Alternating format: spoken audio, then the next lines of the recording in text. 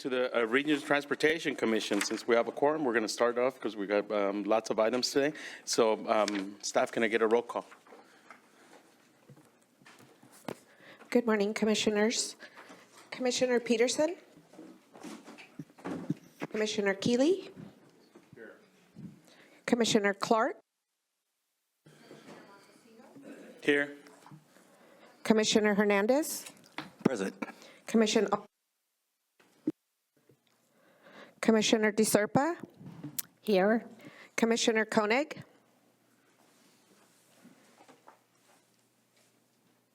Okay, I think he's, are we having issues with our?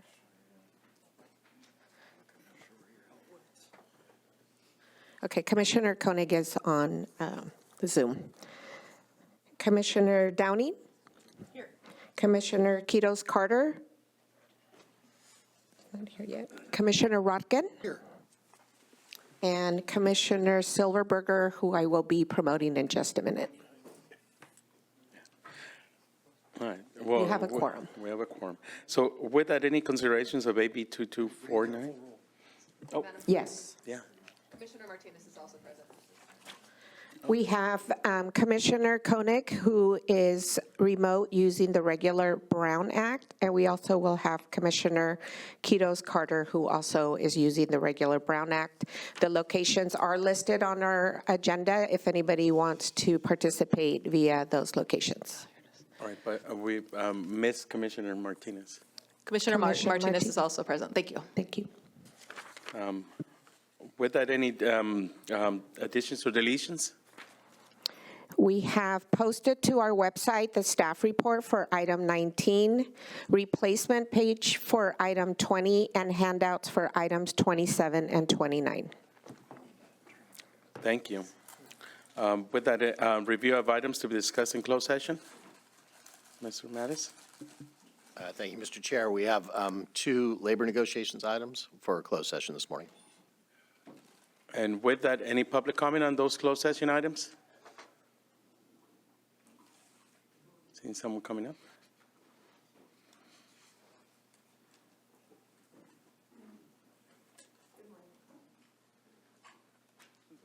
I think you have to press the button. There you go. Good morning, Commissioners. Brianna Goodman of your staff for almost 10 years now, and Union Steward of non-management RTC staff backed by SEIU 521. I am before you today to urge your support for a robust cost of living increase, or COLA. One-bedroom apartments in Santa Cruz County are currently renting at a median of $3,400 per month, with annual rent hikes of 5 to 10% allowed by law.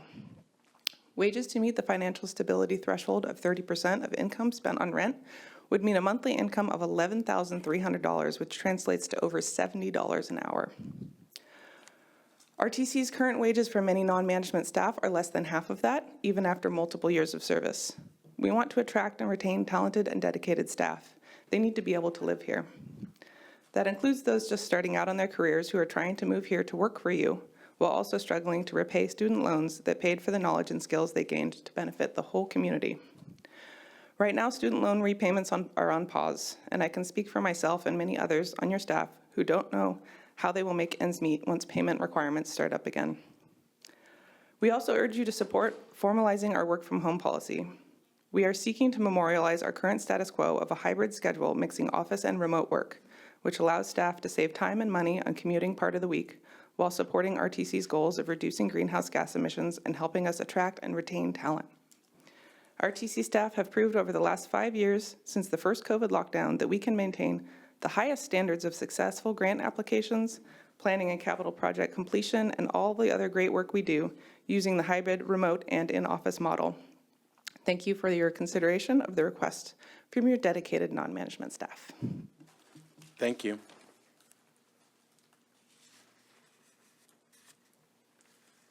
Good morning, Commissioners. This is Max Friedman of your staff. I'm here today to speak on item 5 of the closed session to emphasize the need for an increased cost of living adjustment for employees here at the RTC. As I'm sure you're all aware, Santa Cruz County is one of the most expensive rental markets in the nation, making it increasingly difficult for staff to live where they work. Like many of my colleagues, I'm passionate about serving this community and believe that as a planner, it is vital that we live in the community that we serve to better understand its needs. However, the high cost of living makes this exceedingly difficult for an entry-level planner like myself. Currently, I spend about 60% of my income on rent, twice the amount recommended for financial stability, despite paying below the county's median rent. This financial strain makes it difficult to build long-term stability here as an entry-level employee. If we want to attract and retain talented professionals, we must ensure that staff can afford to live in the community that they serve. I urge you to support an increased COLA so that entry-level professionals like myself can continue contributing to the important work that we do here at the RTC. Thank you. Thank you.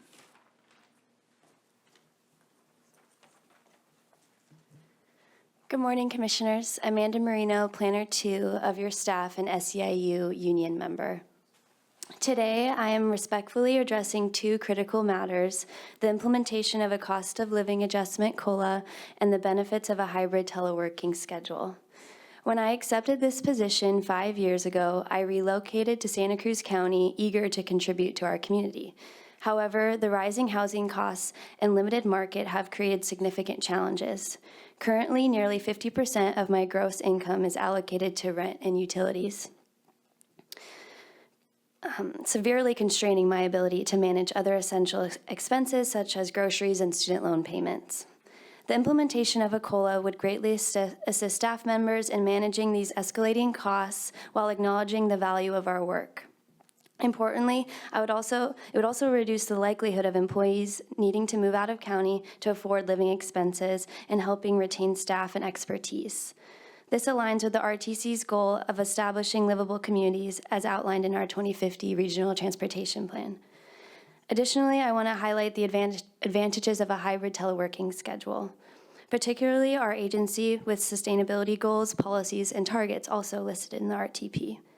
This approach would significantly reduce commute times and distances, directly contributing to lower greenhouse gas emissions and reduce vehicle miles traveled. Hybrid telework policies not only mitigate climate change, but also alleviate traffic congestion, improving air quality and overall quality of life for our community and your staff.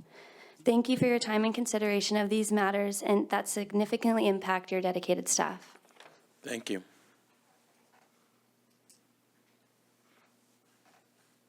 Good morning, Commissioners. My name is Sierra Top, and I am a transportation planning technician on the RTC staff.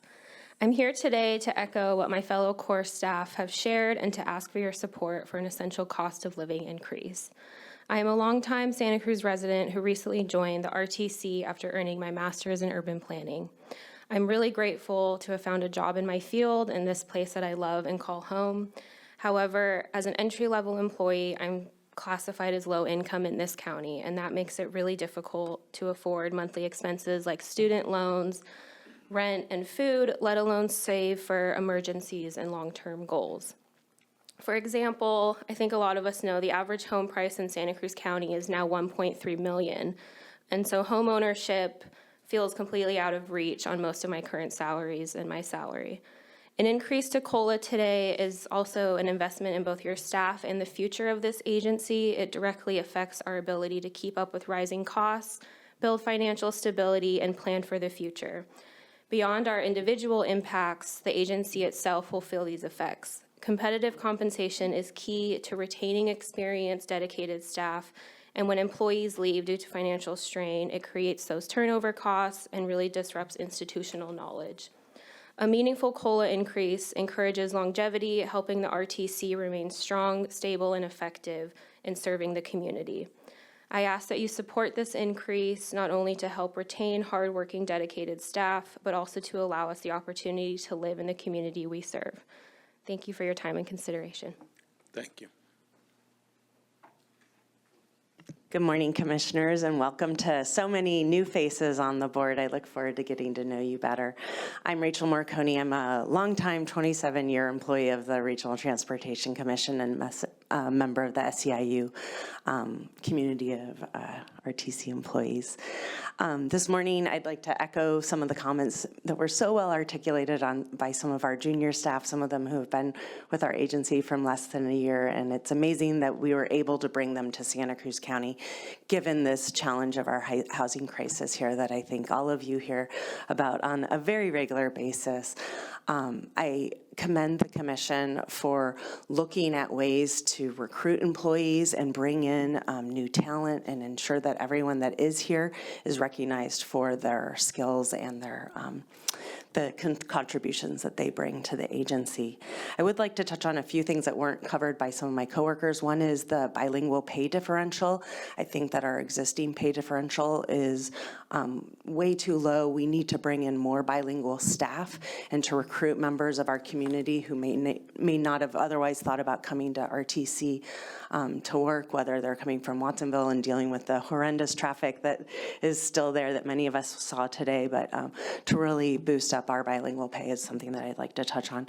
The other thing is that it's very important for team morale to ensure that there's parity between different levels of the RTC, and that managers and executive directors are not getting paid, are receiving benefits that are so different from what the core staff are. And so those are kind of two things I wanted to touch on, and I also wanted to mention that we have a lot of concerns about the compensation study and the methodology used and the lack of information and transparency on what was included in there. So I just wanted to share those thoughts with you before you go into closed session. Thanks. Thank you.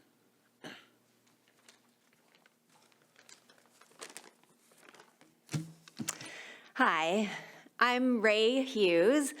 I live in Boulder Creek, and for the past 4 years, I have been your accounting technician. All right, 4 years ago, when I started working at the RTC, my first impression of my coworkers was that they were good people, very smart, hardworking, passionate about their jobs, and ethical. 4 years later, I maintain these positions, and I'm both very proud to work with them and grateful to have the opportunity to work on this fantastic team. During the last contract negotiation 3 years ago, my impression was that it went sort of like a ping pong game. I watched the ball go back and forth over the net, tried to keep score, and got the sense that it had regressed into sort of this adversarial game between us and you, and the lawyers and the union reps. And this year, I'm just very hopeful that we can shift away from that paradigm and towards a more respectful approach, working towards equity and aligned outcomes. In other words, I'm hoping that we can all be on the same team. You're part of the team having the responsibility for the allotment of resources and the ethical use of taxpayer dollars, and we do very much appreciate the weight of that responsibility. And this part of the team, this wonderful, hardworking, talented part of the team, dedicated to the important work of this commission, but also really needing to financially stay on track in this ever increasingly affluent county in which we call home. Thank you. Thank you for your time.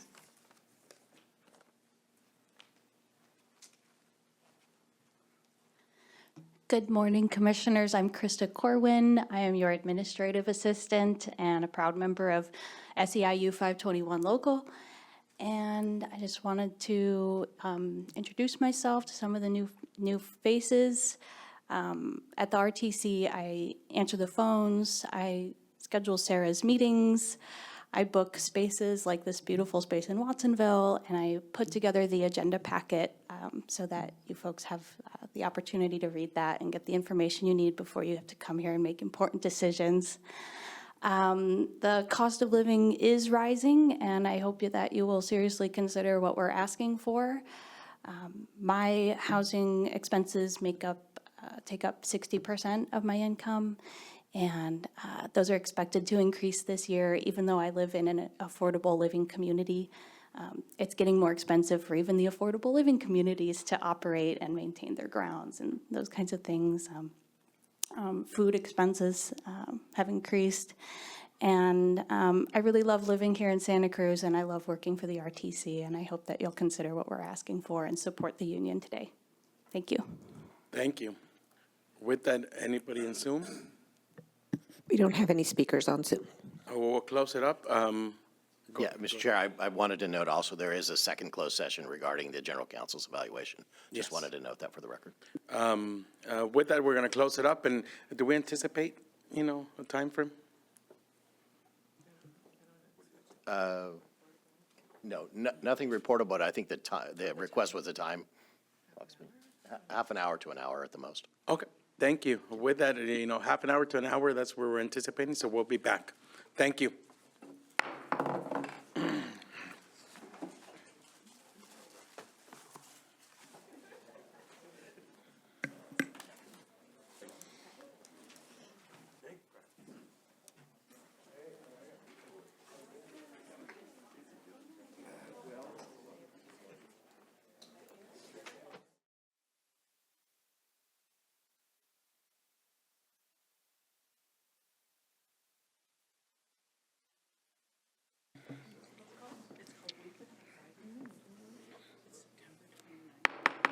So welcome again. We're back in session. So first thing out the bat, report of items discussed in closed session. Thank you, Mr. Chair. There were the two items in closed session, and there were no reportable actions from closed session. Thank you. With that, we're going to start off with oral communications from the public. This is time for the public to weigh on items not in the agenda. So if you can line up.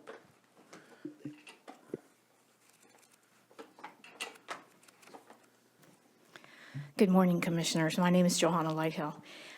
It's my understanding that the trail segments 10 and 11 are not included in the Zeppert report later, the item, so my comments relate to that specifically. And so, welcome, new commissioners. It's great to see new faces, and I look forward to hearing your input about things. I'm here because I'm concerned that the RTC may risk losing the largest active transportation grant that CTC has ever awarded. Because it doesn't deliver, the trail that's being proposed does not deliver the benefits that are specified in the funding application.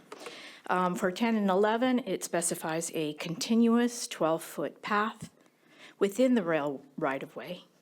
It says it closes a gap between the segments 9 and 12, and it also says it's a project that's unrelated to any other capital improvement. It also says it's one that provides safe routes to schools. The trail that the commission approved last year cannot meet these requirements. At the time the application was submitted, the ultimate and the interim trails were being considered, and the RTC studied both in order to, quote, to remain flexible and respond to potential changes to the corridor. In the past year, we've seen a lot of changes, and now we're in a time crunch. I think that staff said they had to be ready within 2 years, so they're kind of pushing a proposal to divert the trail in Capitola. The interim trail, however, has already been gone through the environmental study, and it's the only path that satisfies the requirements of the funding. So I hope that you will consider rail banking again. I know it's a discouraged term, but it might be the only way that you can meet the specifications. Thank you so much. Thank you.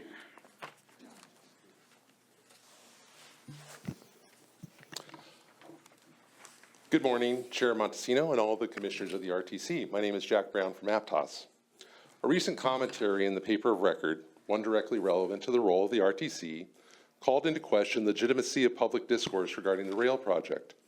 In it, the author essentially labeled a group of concerned residents the Dirty Dozen, insinuating that opposition to the project is the work of only a handful of individuals who repeatedly write letters to the Santa Cruz Sentinel. Let's set the record straight. Those of us who were published were not just a dozen. There have been more than a dozen, more than 2 dozen, or even 3 dozen writers. Since the beginning of 2023 to today, 51 separate residents of this community have taken the time to write 101 letters or commentaries of this community and engaged in democracy the way it was meant to function, by voicing their concerns, sharing their vision, and participating in public discourse through one of our last venues of free speech, the Santa Cruz Sentinel's opinion page. Yet rather than acknowledge the breadth of the civic engagement, the author of that commentary, who sits on this commission, chose to belittle and diminish it. His conclusion even suggested that the paper restrict opponents to just one letter each. The opposition would simply disappear. One would think after decades in academia and activism, he would have a deeper appreciation for free speech and grassroots participation, but instead, he dismisses informed citizens as a nuisance. He may not like what over 50 writers have to say, but it doesn't give him, or anyone on this commission, the right to disparage their participation. Democracy is not just for those who agree with him, it's for everyone, even the 39 authors who agree with him. Whereas a half a dozen of them had published 55% of the rail content in the Sentinel. The people of Santa Cruz County deserve leaders like all of you to respect and not to ridicule and bully our voices. Thank you. Thank you. Hi, Brian Peoples with Trail Now. We're a local organization, been involved in this, trying to get the rail trail built as on a timely, cost-effective, and eco-friendly manner for over a decade. I personally first got involved with this organization over 25 years ago. And I just want to recognize Jack, thank you for your comments. Those were very sound. And Johanna, and I think you need to really start thinking about and listening to the depth of knowledge we have about the trail and the liabilities that you're going into with the CTC grant. Now, let me just talk about the value we're losing as a community. There's 3 main corridors, Highway 1, SoCal, and the coastal corridor, the rail corridor. All of them need to be open. If you took West Side, the 1 mile stretch, and you measured how many during peak hours users there are, and you multiplied that by having the trail to Watsonville, it'd be equivalent to 2,000 users an hour. 2,000 users an hour. Think about that. On that corridor, 2,000 users an hour. Now, a single highway lane has a capacity of 2,000 people an hour. Granted, the single highway lane is in one spot, right? But now, if you add that capacity to your overall system, right, you add that much. So what we need to do is start thinking, how do we open that corridor as fast as possible? And there is a process, we know it, that preserves it for future transit. Okay, so that's what our goal is, to open the corridor as fast as possible. Appreciate your time. Thank you.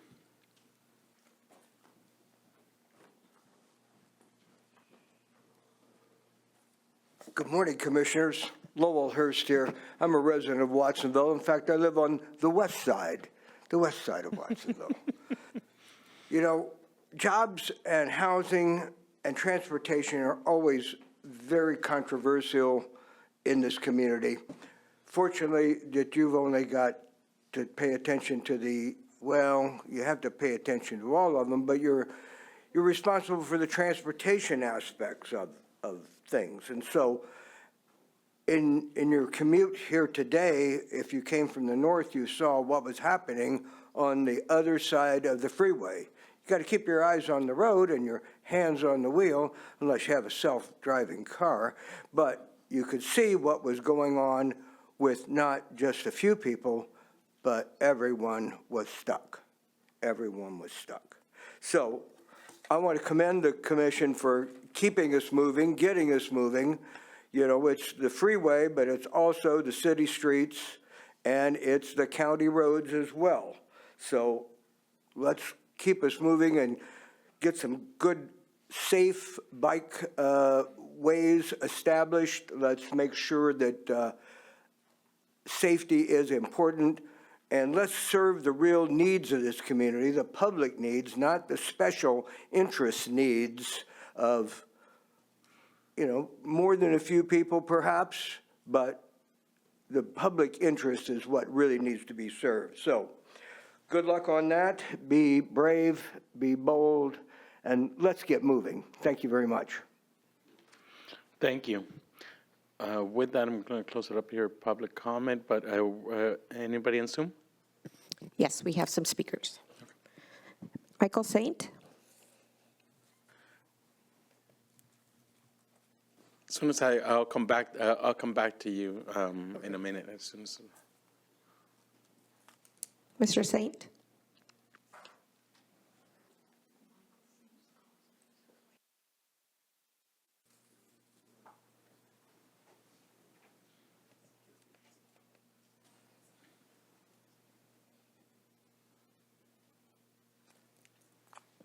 Okay, give us 1 second. I can see that you're trying to talk. Is it unmuted? Why are we not hearing them?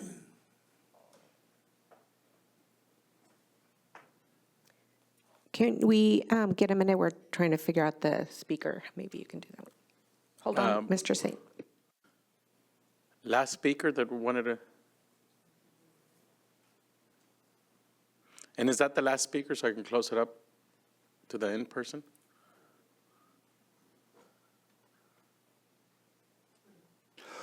My name is Keith Cahalan. I'm a resident in Capitola for 35 years. I just wanted to make sure that the council was, or the commission was educated on a couple of things as opposed to other things you might hear. Number one, first of all, the March 4th open town hall that was held at New Brighton Middle School was extremely damaging to the RTC. Many people from Capitola attended, and more people left frustrated because they tried to answer questions. They literally went to everybody, including Sue, who was running it, Susan, and could not get answers to their questions. So that was actually a counterproductive effort on the RTC's part, and I hope that you can look forward to that in the future. Secondly, you're all aware of Measure L, which I can tell you that the Capitola residents are looking to support and back strongly. I'm only one person to make the comment, but there is a general support for a trail through the Capitola. The rail is more of an issue. However, again, I believe that Susan was captured on at the city commission meeting saying that based on cost and so on and so forth, the rail part was going to be something that's 20 to 30 years in the future. So it really wasn't an immediate consideration for what was going on. And then the third thing is that the other aspect that is going on in Capitola is the fact that there's several people that we're trying to determine their interest that are making continual comments about the city of Capitola and our decision on what to do with our area, aside from the corridor, of course, which the RTC owns. And I can tell you that there's getting to be a general consensus of appreciation, frustration of people trying to make comments about what we, the citizens of Capitola, should be doing, as opposed to staying to their own business. So if you happen to know any of those people, please pass on our message to them. Thank you. Thank you.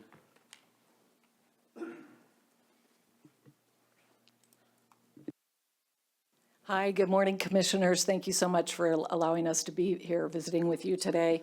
My name is Leslie Nielsen. I'm a resident of Capitola as well.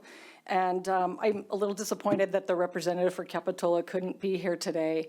And I just want to let you know the trestle and the corridor, and particularly through Capitola, is really important to all of us in the city. And there's a groundswell of people getting passionate and interested about this beyond the people who have been passionate and interested for 20 years. You know, I'm a compliance junkie. My career was in finance and operations in the corporate world. And I've read the grant for the segment 10 and 11, $67.6 million. And there may be amendments to it that I haven't seen yet, but it's significantly out of scope from what the grant was offering to do. I like to share that my husband and I are a house divided on Measure D. He voted one way and I voted another, and we see the good and bad in both sides of almost everything that we do. I would just strongly encourage all of you to look at that grant application and what is being done with that money, because I'm also a California taxpayer. And that was half of what goes into the ATP fund for California as a state every year. And a 4.2-mile section of Capitola got that much money. And I really feel like we need to do what we said we were going to do with it. And we can figure out difficult problems and figure out a way to do other things. I would also encourage you to look at Municipal Code 8.72 in the Capitola Municipal Code, Measure L. You're putting our city council in a really tough position to violate their oath of office and the law by taking recommendations to take the trail out of the corridor. Thank you. Thank you.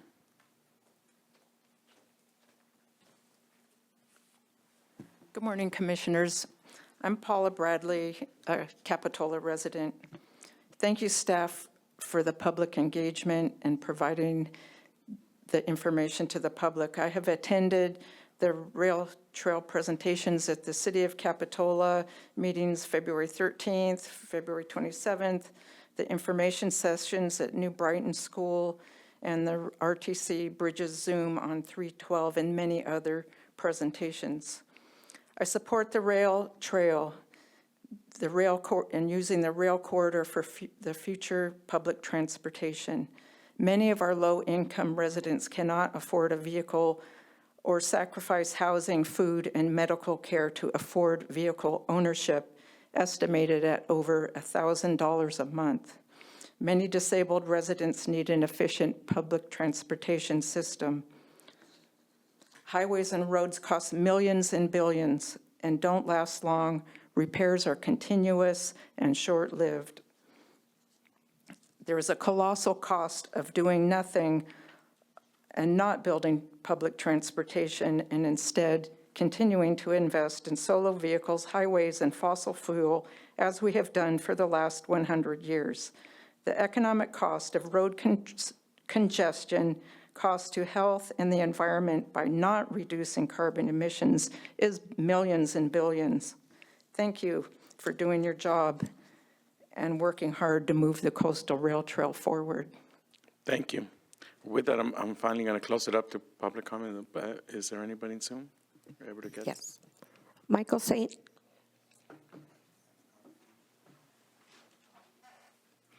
When we get to Commissioner's comment.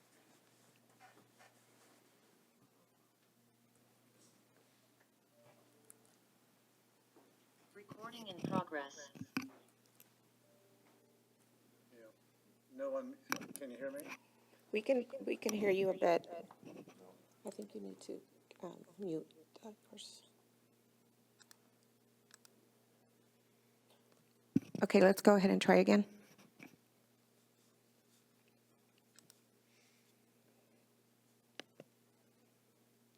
Michael, go ahead.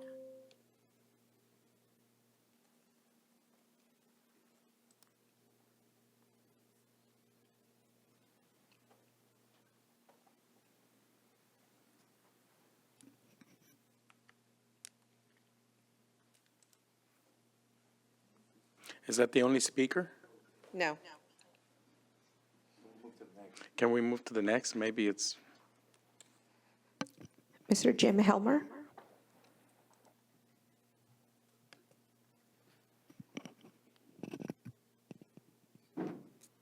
Thank you. I'm speaking as a San Lorenzo Valley resident of Ben Lomond. Yeah. And I wanted to just remind us all that our Vision Zero for the next 25 years is to achieve zero fatalities and serious injuries on our state highways.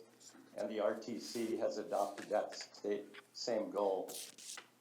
To help us achieve that goal, AB 43 was passed. You can hear me, correct? Yes. Yes. Okay. AB 43 was passed in 2021. It added a very important change to our law for setting speed limits. It then allows Caltrans to establish 25-mile-per-hour prima facie speed limits in a business or residence district on a state highway of 2 lanes or less, or just 2-lane highway. In May of 2020, 2024, the RTC unanimously passed a resolution to have 3 sections of Highway 9 established as 25 miles per hour upon this new law. We heard from Caltrans back in a letter to RTC in August that year that they chose not to utilize that law, but to continue to do very time-consuming and costly engineering speed radar studies, which result in focusing on the speed of traffic and very little other information to set a speed limit. It's now approaching 11 months since May of 2024. No speed surveys have been finalized. Serious crashes continue to occur in my town in Ben Lomond. We have submitted information to the Caltrans director in San Luis Obispo. We'd really like to see the RTC step up its game and keep on this issue of utilizing the new law for prima facie speed limits, not only on state highways, but lowering them on city and county streets. Thank you. Thank you. David Dean?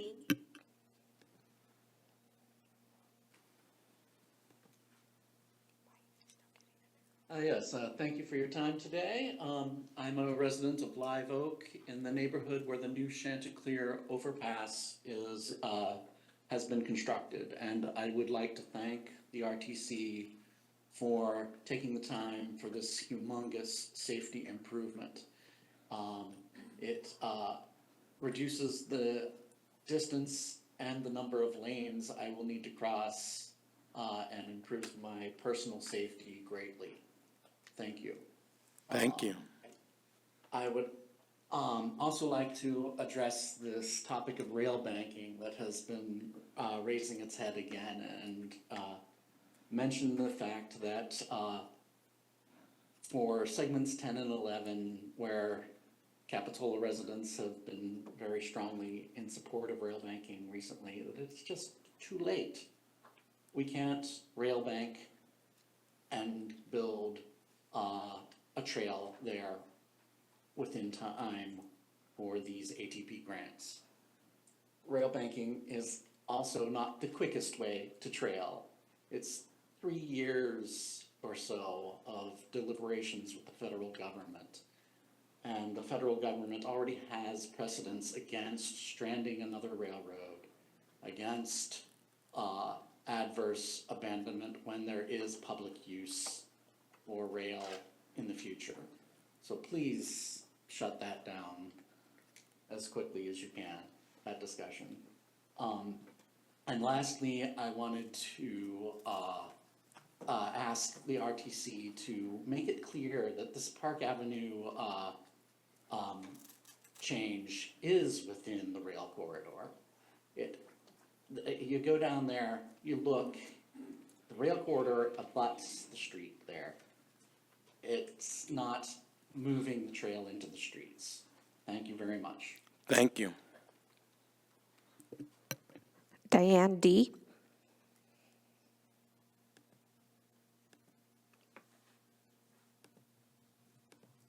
Hi, can you hear me now? Yes. Yeah. Great. I just want to support moving ahead with the concept rail report. This study is incredibly important. That'd be a topic of discussion later on. Yeah, this, Oh, I'm sorry. So I can't speak now? no. I thought you'd be here by now. Okay, in the meeting. Thank you very much. Bye. Thank you. She was our last speaker. Thank you. We're bring it back, and we're moving on to commissioners' reports. And Actually, next is. oh no, I'm sorry. Well, consent agenda. No more. I got to close it up because we got to move along. I actually want to make a statement. We're going to moving on instead of 2 minutes. We're going to move on to 1 minute. For public to be engaged because we need to move the meeting along and we need to have a robust discussion. So we're going to go on to the Consent agenda. Anyone from the public like to weigh on the consent agenda? And it'd be, 1 minute. Seeing, I don't see anybody here in the. Second. Moved in second. We have to go, We have no speakers online. and we have to go to a roll call. Commissioner Keeley? Commissioner Clark? Aye. Commissioner Montesino? Yes. Commissioner Hernandez? Aye. Commissioner Alternate Schifrin? Aye. Commissioner DeSerpa? Aye. Commissioner Koenig? Aye. Commissioner Martinez? Aye. Commissioner Downing? Aye. Commissioner Quiroz Carter? Aye. Commissioner Rotkin? Aye. That passes unanimously. Thank you. Now we're moving on to a regular agenda, Commissioners Report. Mr. Commissioner Rockin. Yeah, I want to thank Jack Brown for his comments during oral communication. I made a flippant comment about the Sentinel limiting the number of letters people could write. It was not serious. I think people have a right to write as many letters as the Sentinel is willing to print or any other publication. So I don't want it out there somehow that I think I really wanted the Sentinel to suppress people's letters. I do not. And I appreciate Jack making the comment about it. Thank you, Jack. Any other commissioners report? I just have a quick comment. Yesterday, I was with the executive director at the Central Coast Coalition Lobby Day, lobbying for, our Watsonville to Santa Cruz multi-corridor program, asking our elected officials from senators to assembly members with the coalition for $128.7 million. So we had a robust day over in Sacramento advocating on our behalf for our community. With that, I'm going to move on to. Chair? Go ahead. Thank you, Chair. This is Supervisor or Commissioner Koenig online. I just wanted to report on the California Association of Councils of Governments Conference, or CalCog Conference, that I went to on March 5th, 6th, and 7th, along with, of course, yourself, Chair, and our Executive Director. At the board meeting for CalCog, a few things were discussed. We had an update from several folks who are very active in Washington. They pointed out that right now, as far as funding goes, everything is at risk. And that there's a very fractured information environment in the Capitol. Even congressional staff often don't know exactly what's going on or haven't been updated about things. There's also a lot of concern that agencies and organizations are being asked to self-certify that they're in compliance with the executive orders, despite sometimes a lack of clarity about what exactly that means. And of course, there could be any number of details that would invalidate those self-certifications. So a lot of fear based on all of that. Other topics discussed one of them was reform to the RHNA process, or Regional Housing Needs Assessment. I think just like we've experienced in our own county, a lot of other jurisdictions are feeling pretty burdened by the planning process and the costs of just updating the housing elements and all the back and forth with HCD. So there's a lot of interest in seeing some kind of reform there, whether it's just providing jurisdictions more, that's actually some funding to carry out these extensive planning processes, or identifying more funds to actually build the inclusionary or low-income housing that the state is requiring us to plan for. That also extended as far as, looking for some kind of reform on all the planning processes to SB 375, that's the Sustainable Communities and Climate Action Protection Act, which does require the development of a sustainable communities strategy. That right now that has to be done every 4 years. There's some interest in seeing that done every 8 years, as well as looking for some more comprehensive ways to deal with VMT mitigation, particularly in more rural parts of the state. We are seeing in some cases, for example, in Orange County, there was $100 million of mitigation required on a $400 million project.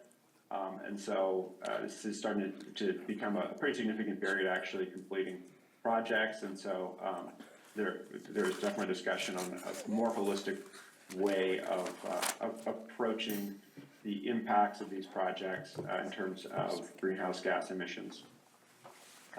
Just a couple other things, other topics being discussed, I think related to this agency.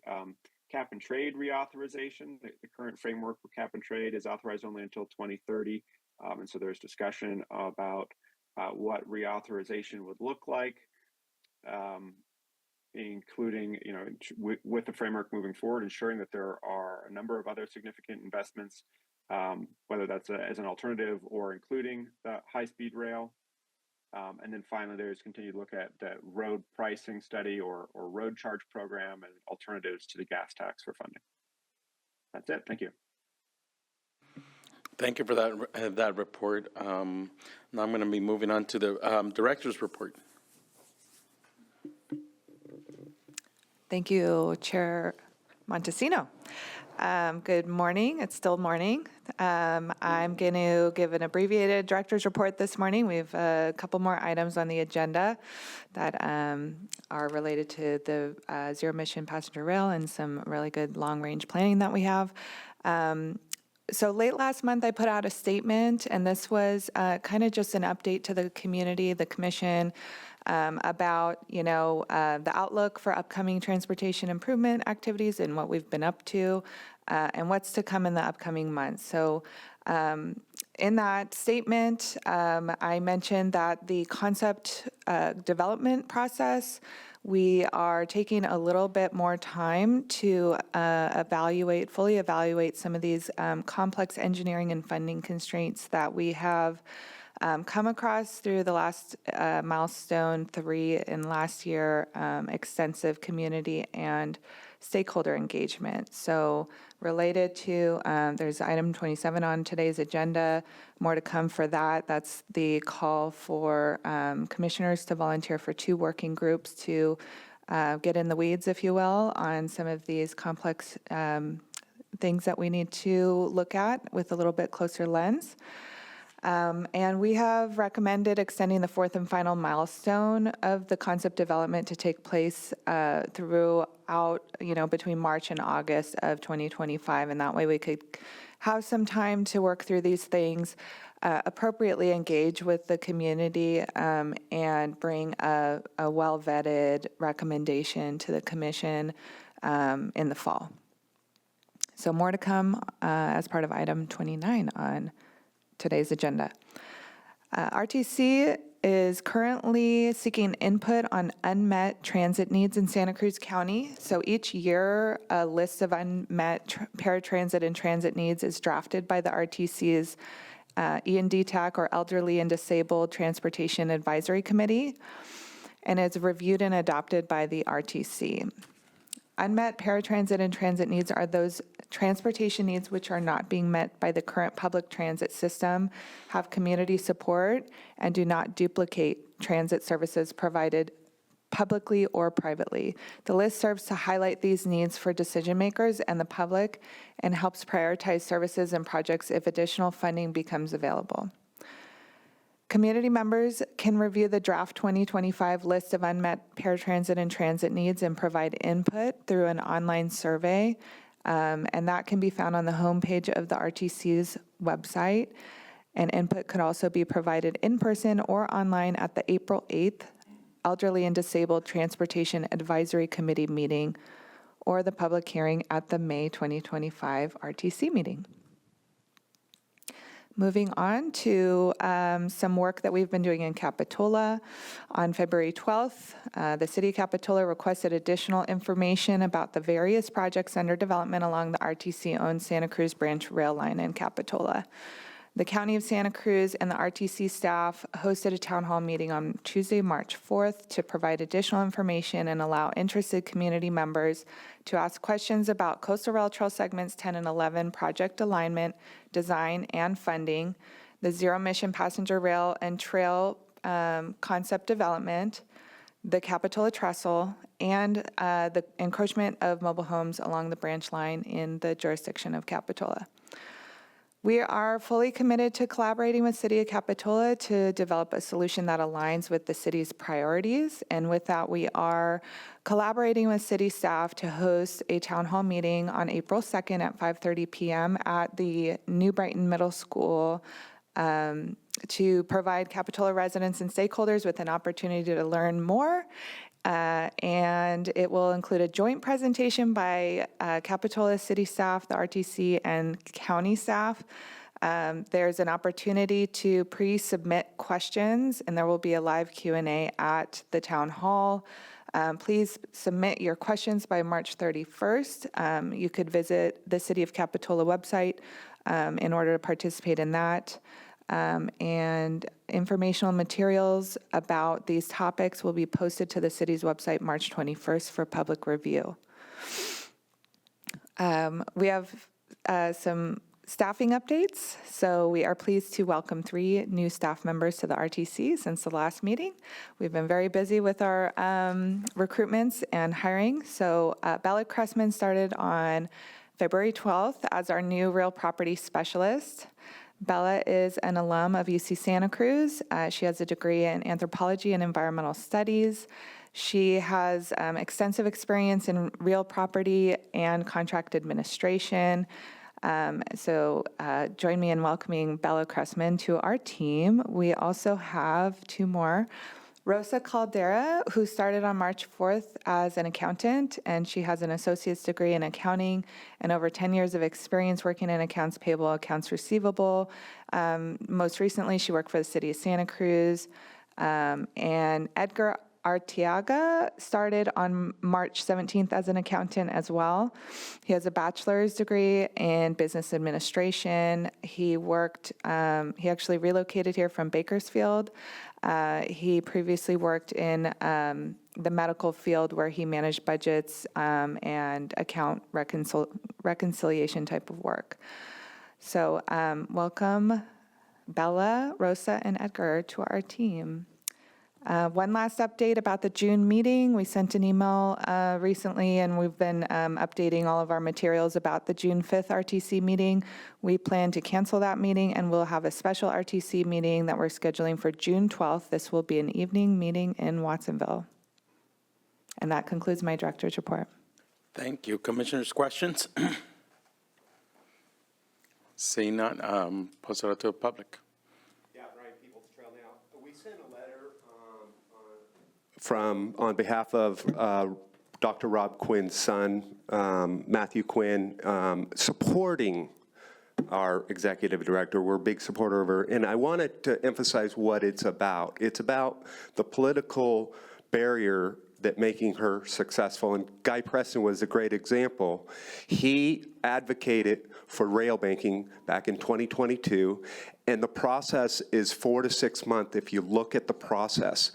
Nobody can sue. It's a process. Roaring Camp can't sue. It's a decision process. Can we stick on the topic of the executive report? No, this is the director's report about the letter. I appreciate you timing me out there, but it's about the relationship that you are putting a burden on the executive director. So I encourage you to read our report, our letter, and a specific example is what happened to Guy Preston and the failure of this organization to back the legal process that he was recommending. Thank you. Thank you. Seeing no one else, anybody in Zoom? We have no speakers on Zoom. Thank you. We're going to move on to, because I have to leave for a personal reason, so I'm going to move up item 27, call for interested commissioners to serve on the Watsonville and Santa Cruz focused working groups for zero emission passenger rail and trail. And one of the thought process between our executive directors, because we want to be fruitful conversations. If those who volunteered, because I already had some interested volunteers, just doing so, commit to weekly meetings. Because we got to get a lot of work done. So we got to get our hands dirty, and we got to be committed to providing that feedback to the whole commission. So with that, who's interested in serving? The Santa Cruz side. I don't know. As I understand it, there are 2 committees, working groups. One for South County, one for North County. And I certainly would like to volunteer to be on the North County committee. Okay, thank you. Fred, We also have Commissioner Kitos Carter raising her hand. for South County, I assume? Thank you. Yes, I am interested in joining the South County group. Thank you. Thank you. I'm happy to join North County, Santa Cruz. Martinez?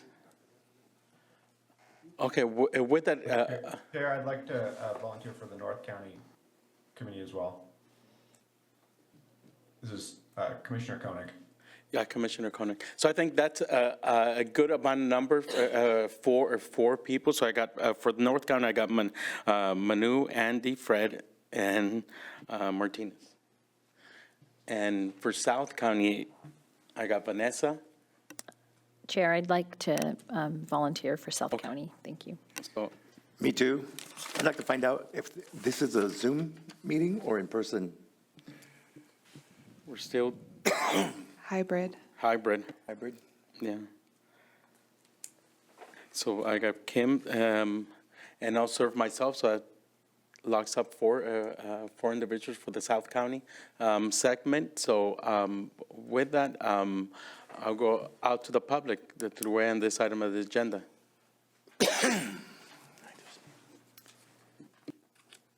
Brian with Trail Now. So it's confusing if you're spending $9.6 million on an engineering firm to do a design, and now you are feeling that you can't, the engineering firm has come back and said, well, we have obstacles, we can't deal with it.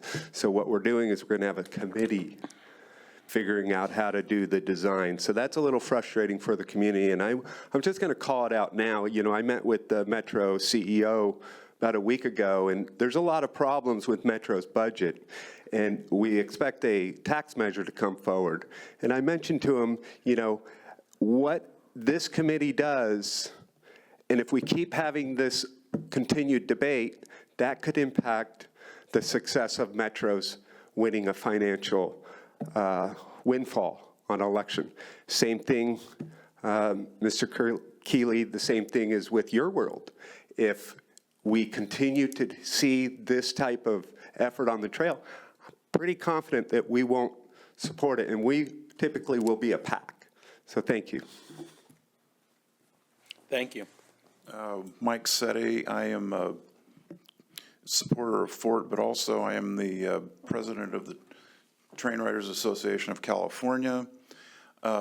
If these committees want any ideas, we're wide open. We have people that are actually very experienced in the railroad industry and are basically willing to give advice for basically their time.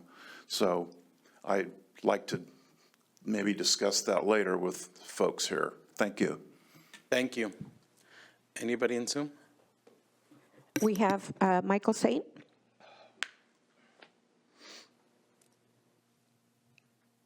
Can you hear me? Yes. Finally. Oh, it's working. Great. Thank you. Thank you, commissioners. I'd like to just comment on this present agenda item from Aptos. I think it's a waste of time and money to continue to form committees on this rail trail passenger service project. I had stuff to say in oral communications about a personal rapid transit. If you want to do something worthwhile, I would convene a working shop to explore alternatives to this outdated, very expensive single-track train. It's not going to do anything to relieve congestion. The technology is here now, as I would have alluded to in my comments during oral communications. Please, no more studies, spending on a project that is obsolete even before you get around to building it. Thanks for your time. Thank you. Barry Scott.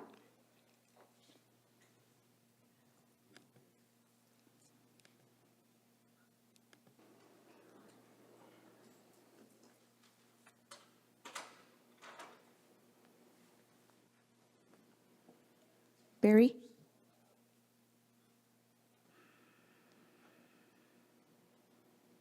Hello, I hope you can hear me. We can hear you now. Thank you, I'm sorry. I'm recovering from a surgery I had last week where I'd be there in person.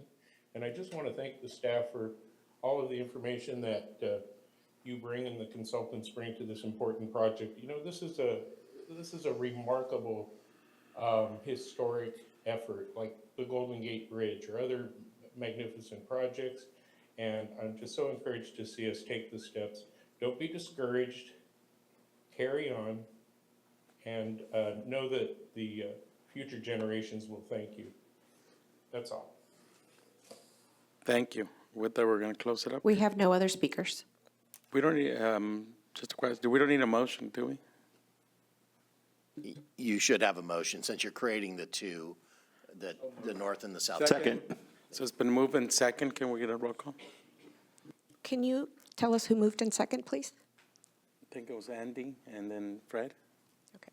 I made the motion. Oh, I'm opposite. sorry, can we repeat the motion? I didn't hear that.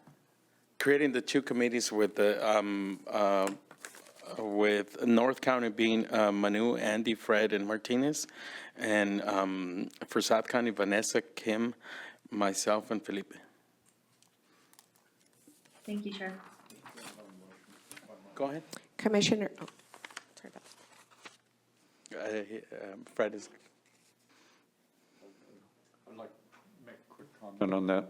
If I make a quick comment, thank you for doing this. There's about, I'm going to guess, 250 yards on Beach Street in Santa Cruz that has got a Gordian knot tied to it around a whole range of transit and transportation issues. And I appreciate the opportunity to get focused on that and see what possible path forward there might be. So thank you, sir. Thank you for serving. I know you'll be a great voice to have there. With that, can roll call? Commissioner Keeley? Aye. Commissioner Clark? Aye. Commissioner Montesino? Yes. Commissioner Hernandez? Aye. Commission Alternate Schifrin? Aye. Commissioner DeSerpa? Aye. Commissioner Koenig? Aye. Commissioner Martinez? Aye. Commissioner Downey? Looks like she might have left. Commissioner Kitos Carter? Aye. Commissioner Rotkin? Aye. And that passes unanimously. All right, passes unanimously. Next, we'll move on to the to item 26, Caltrans report. Yes, hi, hopefully you can hear me. Yes.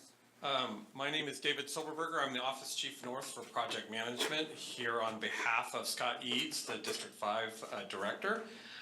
In the interest of time, I'm only going to bring up one topic today. It has to do with, in the summer of 2024, Caltrans District 5 received a letter from the Commission regarding consideration of speed limits on Highway 9. At that time, we indicated that the speed limit setting on Highway 9 was dependent on engineering and traffic surveys, and that we were going to prioritize updating those surveys. And we wanted to just let you know that, and by the way, those would be focused on the communities of Felton, Ben Lomond, Brookdale, and Boulder Creek. And we wanted to let you know that the surveys and analysis is nearing completion. We expect to have results in time for the April meeting of the Interagency Technical Advisory Committee, and then possibly being able to set up a report to this board in May. So that was it, just a quick teaser that we're at a point now where we feel we can begin sharing the results, and I'm sure there'll be a lot of interest from the commission and probably from the public as well. So with that, I will conclude my remarks. Thank you. Any comments from the public? You have 1 minute. Seeing none. Anyone online? We don't have anyone online. Any commissioners? Moving on to the next item, item number 28. I'm skipping that one. Financially constrained projects list for 2050 transportation plans. Presentation by Tommy Travers.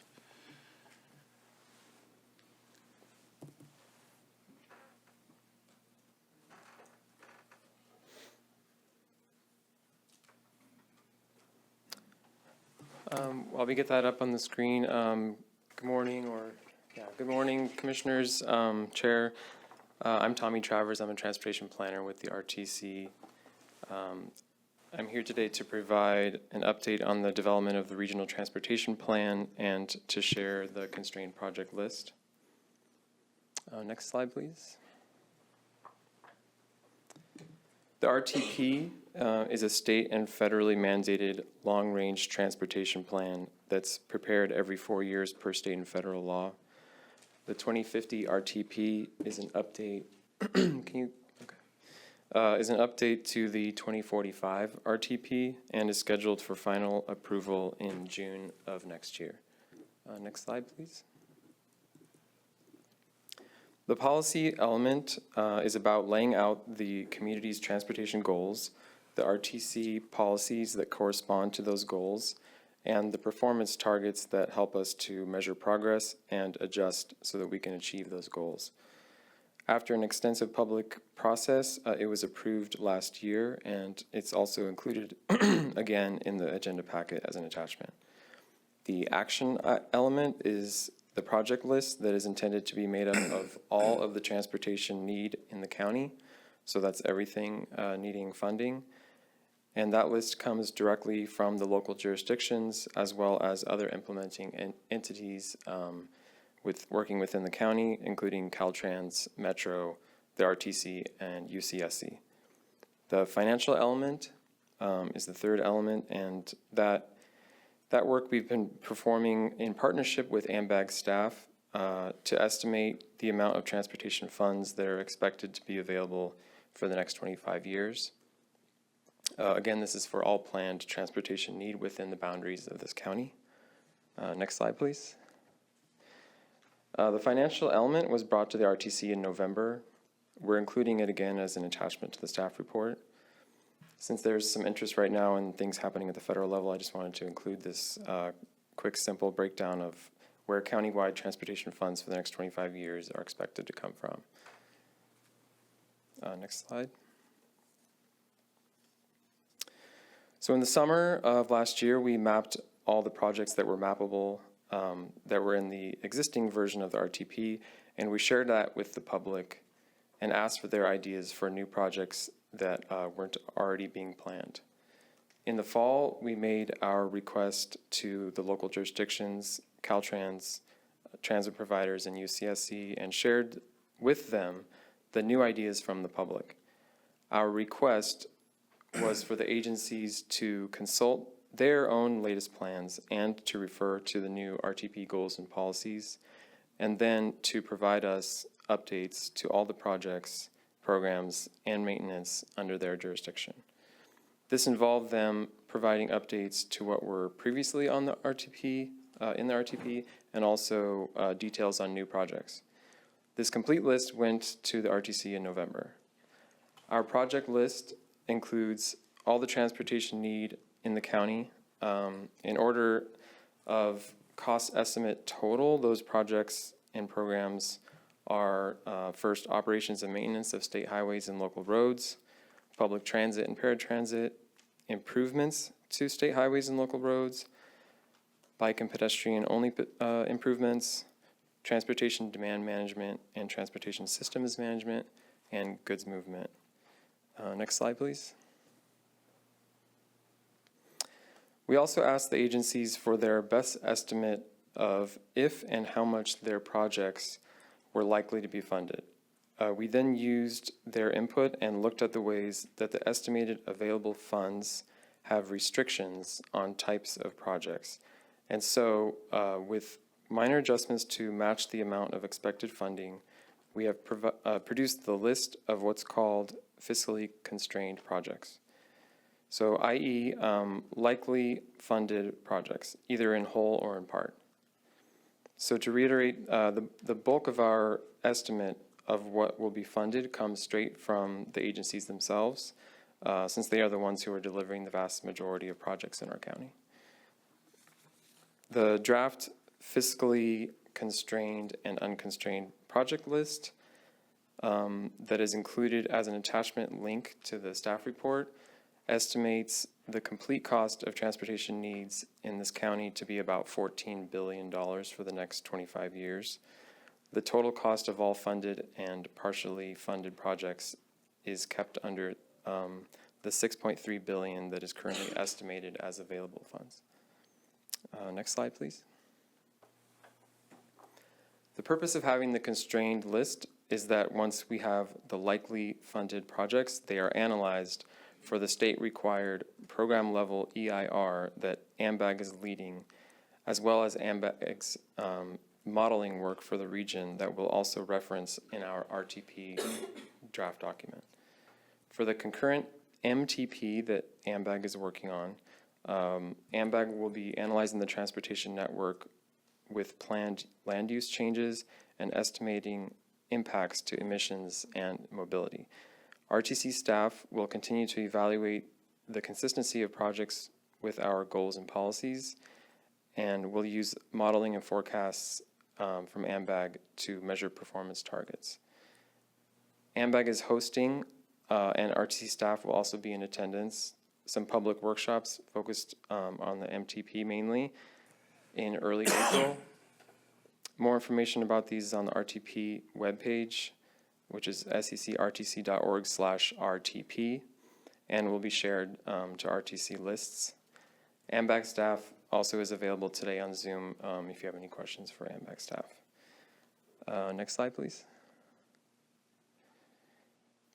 So the next major steps will be to release the RTP, so after this effort, so release the RTP for public review this December, and then to finally adopt the final RTP next June. Next slide, please.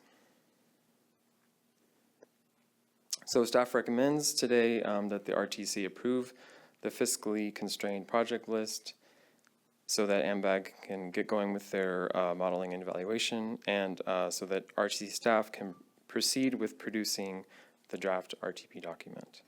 And we're asking for commission action on this item. So that concludes my presentation. Thanks. Thank you for the presentation. I'm going to take it out to the public first. If anyone in the public would like to speak on this item, please remember you have 1 minute. And if you could please line up so I could see who's speaking, because after that, I'm going to close the Brian Peoples Trail now. So let me give you a great analogy on the related to the high-speed rail for policy. What is the problem with high-speed rail? The main problem when I talk to people about it, it is that we're spending billions of dollars for a commute from San Francisco to LA. Now think what would have happened if we'd taken that billions of dollars and targeted the real crunch spots, right, throughout each of the communities. Because that's where our biggest issues are, is where the communities live. And that's where we should be investing. And when you do that, you also reduce greenhouse gases. So think about that. We're spending billions of dollars for a train from San Francisco to LA. And if we've taken that money and given it out to the various local communities, say, hey, address your really bad spots, getting people more transit, getting them more access, getting them to be able to walk to the community and bike. So think that way when we start thinking about where is our community going to invest. Thank you. Anyone online? We have no speakers online. Commissioner Schifrin? Yeah, I thank you very much for the staff report. There's, in reviewing the project list, which was very comprehensive and ambitious and optimistic, there was one project that I didn't find there that I think needs to be added. On the North Coast, there's a proposed pedestrian bicycle trail from Davenport to the entrance to the National Monument. And the county is pursuing that with the Bureau of Land Management. And hopefully it will be done before the next 40 years and even sooner than the next 5 or 10 years. So I appreciate having that added to the list. Okay, yeah, we can do that, and I think we did reach out to the county if they have a cost estimate yet. Even if they don't, we can have a placeholder and describe that project and have it in the list. Thank you. And I would make a motion to approve the staff recommendation on this. Second. We have a motion and a second from Schifrin and a second from Rotkin. Is there any other additional? Yes. Commissioner Martinez? Yeah, I just have one quick comment. I think there might be an item missing from the unconstrained list that was passed at the November 7th RTC meeting, and it's a sidewalk in Ben Lomond from Main Street to basically the post office along Highway 9. There's like kind of a general Ben Lomond item on there, but that specific stretch, I'm hoping can get called out on the unconstrained list. Thank you. Okay. Yeah, and we did get that feedback from Bruce McPherson at the meeting. I wasn't able to get a project estimate from the county, but we can still include that. But also, I just want to let you know that that project is a part of, I think you referenced it, the Ben Lomond area county road recommendations, priority recommendations from the SLV plan. So that sidewalk is also included in that project. Thank you. So if there's no additional comment, we have a motion and a second. Commissioner Keeley, Commissioner Clark, Aye. Commissioner Hernandez, Aye. Commissioner Alternate Schifrin, Aye. Commissioner DeSerpa, Aye. Commissioner Koenig, Aye. Commissioner Martinez, Aye. Commissioner Downing, Aye. Commissioner Kitos Carter, Aye. Commissioner Rotkin. Aye. That passes unanimously. Great, passes unanimously. Thank you for the presentation. Next, we have item number 29, Zero Emissions Passenger Rail and Trail Project Update and Infrastructure Evaluation, Design Concepts and Funding Considerations. We have a staff report. Good morning still, Commissioners. My name is Riley Gerbrandt of your staff, Associate Transportation Engineer. Happy to be here this morning presenting this item to you for an update on the Zero Emission Passenger Rail and Trail Project. So at the beginning, I'd like to just lay out what we're going to be covering today. So we're going to cover the progress on the project to date, a summary of the Milestone 3 engagement and key takeaways from Milestone 3, what we heard, as well as cover the infrastructure evaluations that have been ongoing for the project, as well as potential funding opportunities and project next steps. So it's a quick recap. I'll start off. Back in 2012, as you know, the Commission acquired the Santa Cruz Branch Rail Line, which provides a unique opportunity for the county, as it is a dedicated transportation facility and corridor that connects the largest county cities, as well as the communities in between, and also a connection to the larger state rail network and locations beyond the county. And over the subsequent years from that time, there has been several planning studies which have evaluated the transportation investment options for Santa Cruz County, ultimately landing on the preferred scenario of electric passenger rail with a multimodal trail facility adjacent in the corridor, or for the vast majority of the corridor. In 2022, the Commission directed staff to pursue the next steps in developing a passenger rail facility along 22 miles of the Santa Cruz Branch Rail Line, as well as the remaining segments of the Coastal Rail Trail. As a result, the Commission awarded a contract to HER Engineering in 2023 through a competitive RFP process, and work began on the project concept. Next slide. And the map on the screen just provides a brief overview visually of what the project study area entails. The Zero Emission Passenger Rail and Trail Project, or as we call it, ZEPERT on the project team, proposes to upgrade the existing single-track freight facility along the Santa Cruz Branch Rail Line to a shared freight and zero-emission passenger rail and trail facility, constructing the remaining segments of the Coastal Rail Trail alongside the passenger rail facility. Next slide. Now, just building on what Executive Director Ms. Christensen said earlier in this meeting, when we commenced the project activities back in 2023, the project was originally broken up into 4 milestones, as shown on the screen there today. In December of 2024, we completed Milestone 3, and in the next slides, I'll provide a summary and some key takeaways of Milestone 3. But before I do that, I want to just pause and just share the update on the screen and refer back to the remarks earlier today. The fourth and final project milestone was originally scheduled to be to conclude in the spring of this year.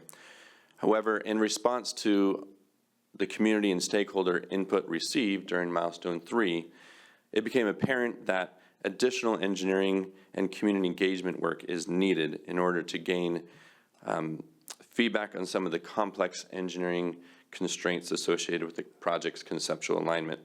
For example, along Walker Street here in Watsonville, through the city of Capitola and Aptos Village, as well as along Beach Street in Santa Cruz. These aspects are important to the overall performance and impact of the passenger rail service, and they also affect travel times, ridership forecasts, and project costs. Therefore, it is crucial that the development of the project concept, that station and alignment options are fully evaluated and the community is given ample opportunity for engagement and input before the project completes the dependent technical analyses. Furthermore, as I'll describe later, the funding outlook for the project has changed since 2022, and as I'll describe later in more detail, the most likely future funding source for preliminary engineering and the remaining environmental work is the Federal Corridor ID Program, or the Corridor Identification and Development Program. However, the soonest that these funds could become available, if prioritized for development of passenger rail along the branch rail line, is not until 2027, likely resulting in slower progress towards completing some of these phases than originally anticipated back in 2022. And so for that reason, shown on the screen here today, we're recommending as a project team that milestone 4 be ongoing from March through August, as Executive Director spoke earlier today. Next slide. So next we'll go into an overview of the public engagement for milestone 3. Next slide. So briefly on the screen here today and in the staff report are a list of the engagement activities that we completed as a project team. They included 3 informational community sessions, as shown on the screen here, for funding and service, ridership approach, noise impacts and quiet zones. We also held key stakeholder meetings and partner agency briefings. We had a virtual open house that was open from October through December 20th, as well as in-person community workshops, and then the public hearing with the commission on December 5th. Next slide. So here are the, on the screen and in the staff report, are the items discussed during the public milestone 3 engagement. In summary, ridership approach, conceptual alignment updates, station locations and features, quiet zones, funding and service, and bridge infrastructure. And during the community workshops, those in attendance had the opportunity by engaging in different activity stations to get information and provide feedback and input on alignment updates, station locations, and station amenities. Next slide. So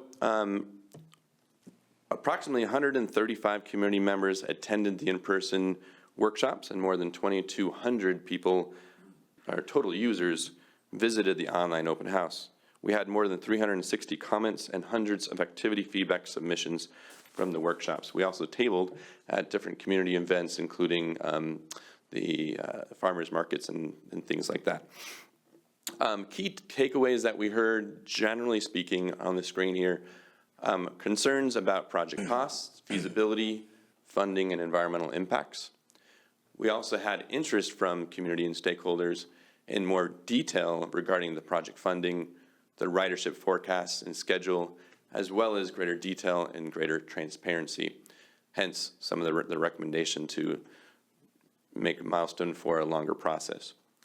Regarding trail and rail alignment key takeaways on the screen, there's community preference for more efficient, the most efficient and least disruptive rail and trail alignments. There was perceived concern regarding perceived cost and strong preference for the least expensive alignment alternatives. There was desire for safety for trail and rail users, and support for rail and trail alignments near Cabrillo College that provided connection to the campus, support for keeping the trail within the right-of-way where possible, and where it may not be possible, such as from 30th to 47th Avenue in Capitola, diversion specifically along Jade Street, Brommer, and Thompson Street. There are also concerns regarding noise impacts and support for implementing quiet zones, and desire for further detail on specific areas of the project alignment. Next slide.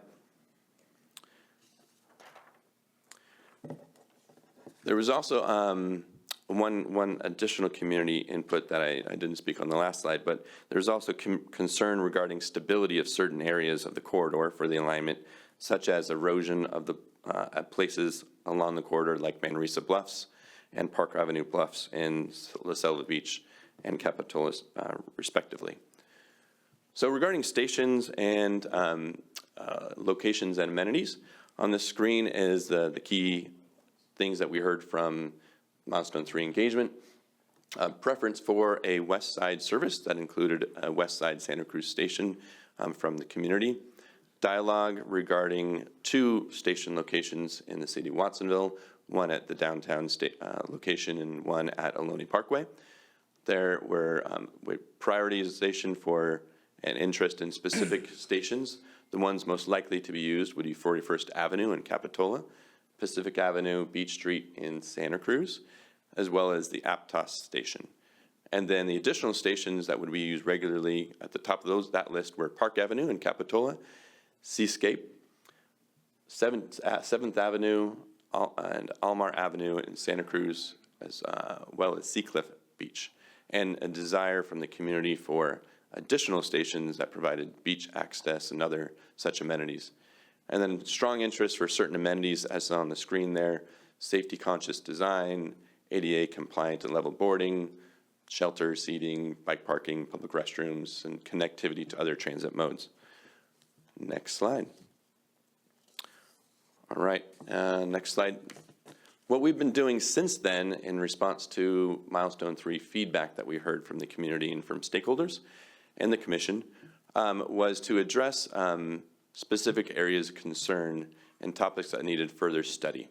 One of those areas, the alignment near Highway 1 in the Cabrillo College area, improvements relating to considerations relating to sea level rise and coastal erosion, considerations for the Pajaro River Bridge related to the Army Corps of Engineers project, operations and access to properties related to the Walker Street in-street alignment here in Watsonville, alignment of rail facility related to coastal cross-section elements along Beach Street in Santa Cruz, Aptos area bridges and bridge replacements due to track geometry alignment changes, and coastal rail trail alignments and trail connections to community resources and existing trail networks. Next slide. And in response to Milestone 3 and the ongoing work that we've been doing as a project team, we have several things coming up over the next several weeks. We have ongoing stakeholder meetings that we are scheduling and coordinating. We have focused community meetings that we are scheduling for April, likely both in Santa Cruz and Watsonville, to bring some of the ongoing work that we've been doing to the community and stakeholders regarding the specific alignment challenges that we've encountered, as well as additional informational community sessions. We had one, which I'll refer to later in the report, on March 12th. We're having one on April 1st, and that one's going to be on alignment updates and station updates. I'll talk a little bit about that later in the report. And then likely in May and June, additional information sessions regarding ridership and cost estimates. And then the draft concept report is coming out after that. And then we plan to have the August meeting to review the engagement over the summer regarding the draft concept report, and then the final concept report in the fall. Next slide. Okay, so we can go on to the next slide. Before we begin on the bridge information, just wanted to recap that in 2024, the commission had a commission meeting in April 2024 where there was a presentation by myself and the project team on the approach for bridge design and bridge evaluation for the zero emission passenger rail and trail project. And in that meeting, we outlaid the approach that we were taking for the evaluations, as well as the anticipated replacement bridges and how we were going to approach repair bridges and those replacements.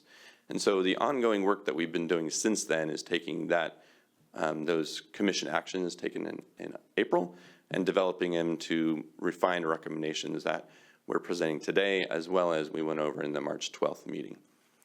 Next slide. Okay, so on March 12th, we had an information session that provided results of the infrastructure evaluation, as well as information on bridges that are recommended for replacement or rehabilitation.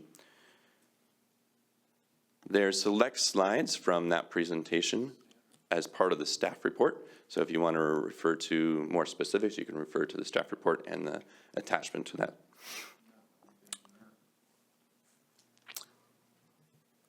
So on the screen here today is some of the things that presentation went over. We went over the evaluation of the existing railroad bridges and their components. We evaluated and described the existing span rating as applicable for the bridges that we evaluated. And so what we're looking there is, is the bridge loads rating sufficient to the intended loads? And then we summarized the results of our investigations for bridge functionality as well. We looked at bridges that were going over roadways, bridges that were going over creeks and drainages, evaluated the bridges that are existing for horizontal and vertical clearances, as well as hydraulic capacity underneath the bridges. Next slide. So on the screen are all of the bridge segments that were evaluated as part of the project process. As you can see, we have over 30 bridge segments that were evaluated, some of these bridges being well over 100 years old. Many of them were built, some of them were built in the early 1900s. Details assessments have been conducted for each of the bridge for that were being further evaluated. The bridges that were timber and the bridges that were existing steel bridges received a cursory inspection or a moderate level of inspection, the timber ones and the concrete ones. And then we did a more detailed investigation on the steel bridges. And as you can see on the screen, we have recommended to replace 28 of the 33 bridge segments, which is 2 more than we had originally recommended or thought we would be replacing back in April of last year. And the reason for those 2 bridges I'll get into in a little bit later in the presentation in a couple minutes. So just wanted to highlight that when the commission purchased the rail line in 2012, many of these bridges were already in a state of deterioration, and deterioration on these bridges has continued over the last 15 years. And on the next slide is just a map showing the location of the bridges that we're recommending for replacement, as well as those that we're recommending to keep. Next slide. So when we look at the bridges that we could keep, and then those that we're recommending for replacement, we're looking at things such as on the screen. I mentioned before that we're looking at the hydraulic capacity underneath the bridge. We're looking at the structure depth and the height between the low chord of the structure and the roadway underneath for those that are roadway structures. For those structures, we're engaged with local communities to understand the vertical clearance requirements that they have in their general plans and in their design requirements, trying to meet those, as well as the general plan requirements for bike lanes, sidewalks, lane width, et cetera. So our next steps in the project design are developing the conceptual layouts for each of the bridges that we're anticipating replacing as part of the project. Next slide. And so the bridges that we're looking at using in our tool belt for replacing the bridges include those listed on the screen here. Refer back to the staff report and the March 12th meeting for kind of more detail on those. But what we're looking at doing is to have standard bridge types where we can to continue to reduce costs for the bridges. So we're looking at prefabricated concrete spans, rolled steel beam spans, which is the one on the right, and then if you get larger spans, we're looking at other alternatives such as those listed on the screen here. And the idea is to use standard industry freight railroad bridges that we can use that are easily repairable or replaceable in the case that there's damage, easier to maintain, keeping our costs down where we can. Next slide. So in the March 12th meeting, we went over this in more detail, but in summary, when we looked at what is it going to cost to replace the bridges and what type of bridges we're using, recommending for using as for replacements, we looked at bridges that are normally used by the industry here in California. We looked at existing bid results and for existing projects using the most recent information available for those materials.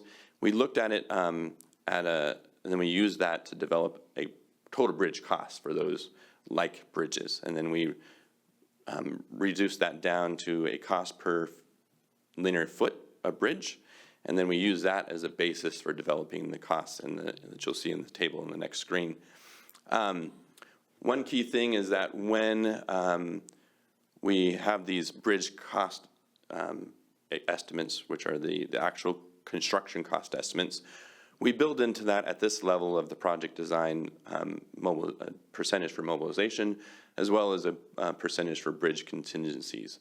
So on the screen there are some different contingencies items you might come across as you get into more detailed design and in construction. Now, generally at this level for a kind of standard engineering project, you would look at 25 to maybe 40% contingencies for that type of construction.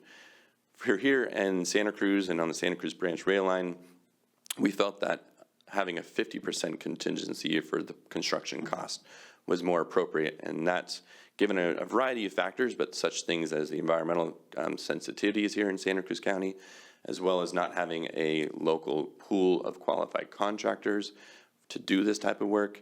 When we've hired contractors in the past, they've come from faraway places, and their costs that they bid to do our bridge projects and other infrastructure projects were considerably higher than we anticipated. And we've, for instance, bridge mobilization, we've often seen something for our local projects here that we've done for rehabs to be more like 20%. So that 50% contingency allows for those types of things. Now, once we have those bridge cost estimates for construction, as well as the contingencies for the items listed on the screen, including things that might pop up for environmental mitigations, we add in percentages at this level of design to account for other services and other design things that go into it, such as preliminary engineering, construction administration, right-of-way acquisition support, as well as right-of-way purchases themselves. And for the professional services, it's federal guidance at this level of conceptual design to have a 30% contingency on top of for the professional services and project administration. So when you're looking at the numbers, this is kind of the all-in estimated cost for what it would be to replace those bridges and design and do all the associated elements as part of project development. So with that, we'll go to the next slide. And this was presented at the March 12th meeting. For each of the bridge segments that we've evaluated and developed our recommendations for repair or replacement, we've put together a cost estimate for the all-in cost. On the screen also include basic rehabs for some of the concrete bridges. And when you total all up, it's $980 million for the bridge-related elements. Next slide. And what doesn't go into that in terms of the project are things related to non-bridge infrastructure elements of the project. So track work, the rail segments, or the trail segments, including the trail bridges, corridor retaining walls, et cetera, vehicles, and environmental allegations that are not related to bridges, to name a few. So one thing that's been asked of the project team is, what are we doing to keep those costs down, and why are we replacing so many bridges? Valid points. What we're trying to do as a project team is to, as I mentioned before, choose industry standard bridges. One thing that we have here in Santa Cruz is that we have a lot of older bridges that have become part of the community, you know, Capitola, for instance. So there's interest from the community in having things that are maybe more iconic or aesthetically pleasing than a standard bridge. So we built that into the contingency costs to allow for some of that in the project. And things to consider when we look at why is this so high. There's a lot of older bridges on our rail line. There's bridges that have had significant deterioration, section loss for a lot of the steel bridges. When you look at, could those bridges be retained? And for some of them, the answer is yes, you could retain those bridges. You could do improvements or rehabs for those bridges. The timber bridges, we don't recommend doing that because they're just, you know, the industry is moving away from that.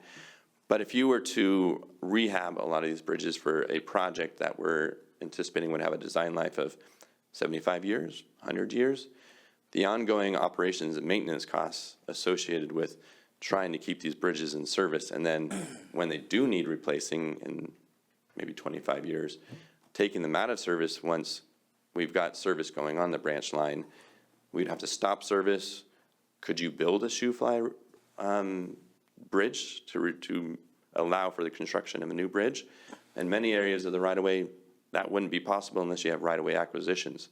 If you think of Aptos Village, how are you going to do that with the bridges going of Aptos Creek, Valencia Creek? So when you look at holistically the life cycle of the project, while you can replace or keep some of the bridges, when you look at the overall life cycle cost, it'd be more prudent to replace them as part of the project to get a good quality bridge that you're confident in that will last for the, you know, a 50, 75 year design life or more with good maintenance and operations. So keep that in mind as you're looking at the number, and also keep in mind that when you look for federal and state funding sources to be partners, there's more often money for capital projects, but less frequently options for ongoing partners for operations and maintenance. Next slide. So next step on the screen here is just a list of several of the things that we're going to be working on to wrap it up. We're doing geotechnical reports. We're looking at what foundations types to use. That information will help us to refine some of the things in the cost estimates based on the appropriate structure types and foundation types for each location. We're developing layout drawings and conceptual designs for each of the bridge locations to be replaced. We're going to update those cost estimates. So once, you know, with the contingency built in, right, you look at how can we reduce the cost by reduce the uncertainty by getting more information. Once you get more information, you update the cost estimates based on what those new informations provide you. But you can also potentially, you know, at some point you're going to scale back those contingency percentages to account for the greater certainty you have in the project. And then included in the draft concept report will be a summary for each bridge evaluation and replacement approach. Next slide. So then getting into potential funding opportunities. So funding major capital programs such as Zero Emission Passenger Rail and Trail Project involves a combination of federal, state, and local funding sources.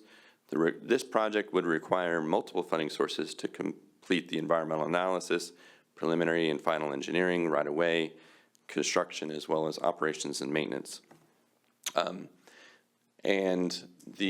As I mentioned before, and in the intro to this presentation, the funding outlook for this project has changed since we started it in 2022. Although traditionally there's been few state and federal competitive grant programs that have funded pre-construction activities for capital projects. The Infrastructure Investment and Jobs Act authorized historic funding for the development of an improvement and expansion of intercity passenger rail corridors through the Corridor Identification and Development Program, or Corridor ID, under the Federal Railroad Administration. You can refer to the staff report for more discussion on that if you're interested. There's also been the adoption of the State Rail Plan in January of this year, which identifies intercity passenger rail on the Santa Cruz Branch Rail Line in the State Rail Plan and the vision. And let's move on to the next slide. So so I mentioned the different funding sources from federal. While many grants offer up to 80% maximum contribution, many of these are oversubscribed, and you may not get that full contribution amount as they have to spread around the money. As I mentioned before, with the Infrastructure and Jobs Act and the Corridor ID program and the State Rail Plan, there's been a push for funding sources to orient towards identifying and developing new intercity rail services in the United States and California.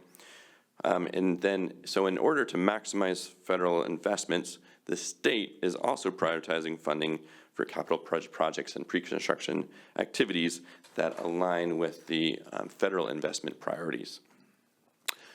So although you have generally speaking, the FRA and the FTA as the two federal funding sources, we highlight that the FTA, which is the Federal Transit Administration, they usually have programs that provide no more than 50% of the capital project costs for these types of projects.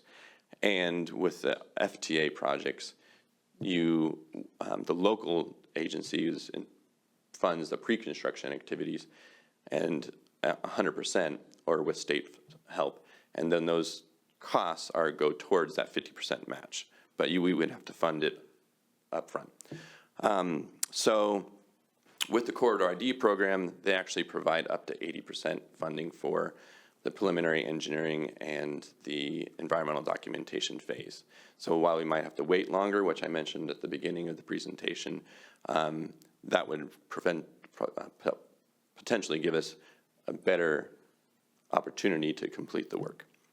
So the bottom slide there, or bullet there, is aligning the branch line to, rail service plans with the state rail plan, which mirrors the federal plans and project and priorities, would maximize funding eligibility and technical support through state and federal programs for the zero-emission passenger rail and trail project on the branch line. And with that, we get to the recommended action for today, and that would be for the commission to direct staff to pursue intercity passenger rail service on the branch line by aligning the project concept with what is envisioned in the California State Rail Plan. And that concludes my presentation. Thank you for staying with me. Appreciate you that, and I'll be available for questions. Thank you for the thorough presentation. With that, I'd like to open it up to the public for public comment. Remember, you have 1 minute, and please line up on the podium to speak so we can expedite the process.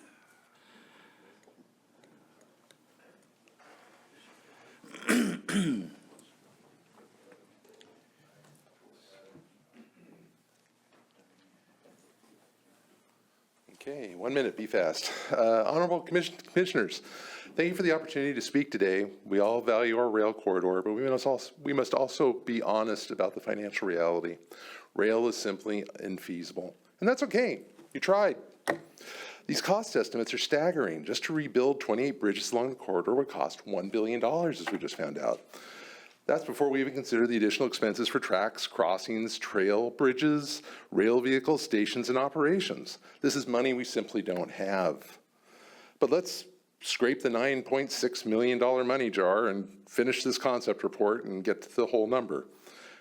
So when you're done, I urge you to move forward with adverse abandonment and rail banking as soon as possible. Rail banking is not giving up. It's protecting this corridor for future generations while making it useful today.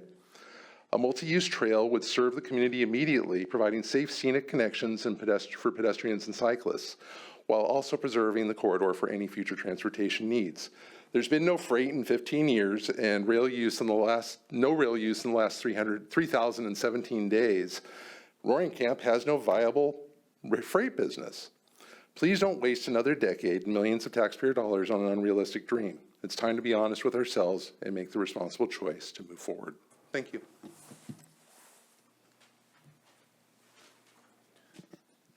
I don't think the Surface Transportation Board would ever approve adverse abandonment.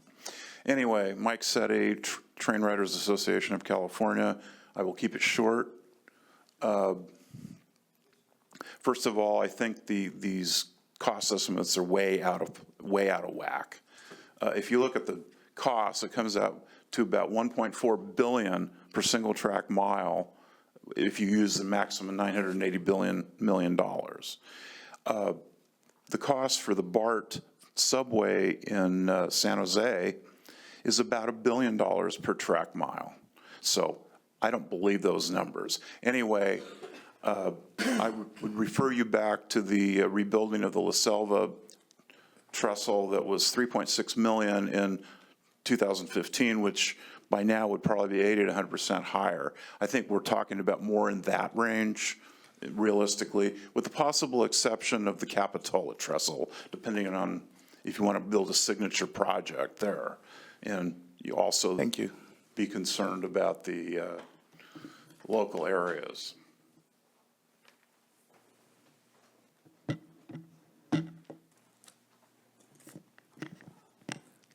Good afternoon, Lonnie Faulkner with Equity Transit. Thank you, commissioners and staff, for your ongoing hard work in moving us forward with passenger rail. There are many people who would like to be here today to speak in support of passenger rail for our community, workers, including nurses at Dominican, college students who commute daily from Watsonville to North County, seniors and people with disabilities who rely on public transit cannot be here today to express how important passenger rail is to them in accessing work, medical appointment, shopping, and recreation. Passenger rail is worth investing in now. The money we spend today will build an infrastructure that will last 100 to 150 years into the future. Amortized over time, $1 billion spent on 30 miles of passenger rail has far better return on investment than $1 billion spent on a few miles of highway widening, which will bring more traffic. Federal and state funds will cover 80% of those passenger rail costs, and we will be carrying about 20%. The current administration will not be in place forever. We encourage you to continue to move forward and support this critically important passenger rail project. Thank you so much for your time. Thank you. Matt Farrell, speaking for Friends of the Rail and Trail. First, I'd like to thank Riley and Sarah for the work they've done over the past months and their patience and perseverance. We as a public can be a harsh mistress, and they sometimes suffer what I feel is unfair pain and agony in dealing with our difficult personalities. Finally, I'd like to say that I think moving forward now is what the voters voted for in 2016 for the approval of Measure D. That's why there's money in there for rail. And in 2022, again, voters supported both the rail and the trail, not abandonment and a trail.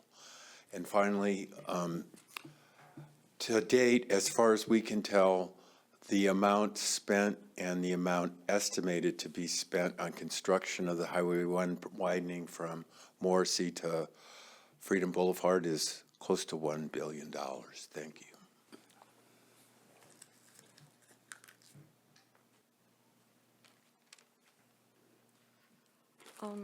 Hi, my name is Joan. I'm a Santa Cruz resident, born and raised. Thanks for all your hard work and your time and consideration. Living in a county that is car dependent creates increased gridlock and wear and tear on our roads and highways. More cars lead to more accidents, more frustration, and longer commutes for our workers. It also negatively impacts businesses, as many will not get in their car and wait for an hour to go to south of Santa Cruz. Passenger rail is a great alternative. It's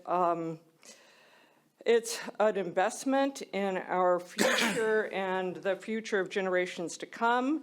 As far as cost is concerned, the longer we delay, the more expensive it becomes. And from experience, creating more lanes on our roads and highways is not the solution. It's not cost effective, and it's not environmentally friendly. Thank you. Hi there. I live in District 2. I'll make this really brief. For folks that bought their houses a half a mile from the rail corridor, this is in their packet when your escrow closes, and I'll get you all a copy. It's the Santa Cruz County Regional Transportation Corridor.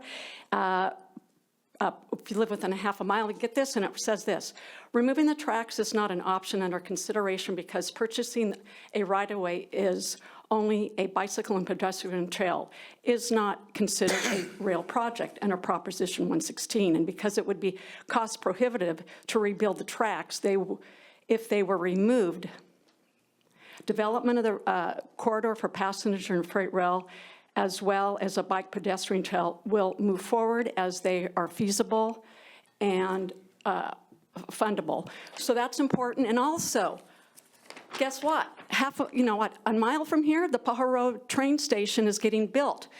This is happening right here. This is a copy of the Monterey Bay Rail extension to the California State Rail Plan. We cannot stop this project. Think about our kids. This is a long-term project. Thank you. Thank you.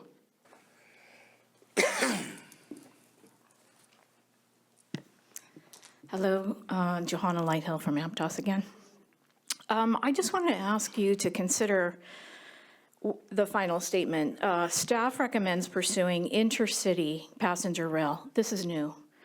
Up until now, we've studied recreational rail on the rail line. There was a dinner train to Davenport, recreational rail from Capitola to Aptos back in 2005. Subsequent studies have all compared light rail, commuter rail, and those have been on the board until today. And intercity rail, I had to look it up. And what it says, that intercity rail is long distance trips. It's for 100-mile directional travel between major cities. So I hope that you will clarify that with your decision. So it's not something that's been considered before. Thank you. Hi, Sally Arnold. Thank you very much for sharing the summary of what's been going on so far, Riley. And thank you all for the staff who've been working on this important project. I know there's been all this talk about the bridges. I know some people have been looking online to try to find the report. Some engineer somewhere did a study about these bridges, but it's not easily available or findable online. So that might be something that could be made more available for the public, since our tax dollars paid for it.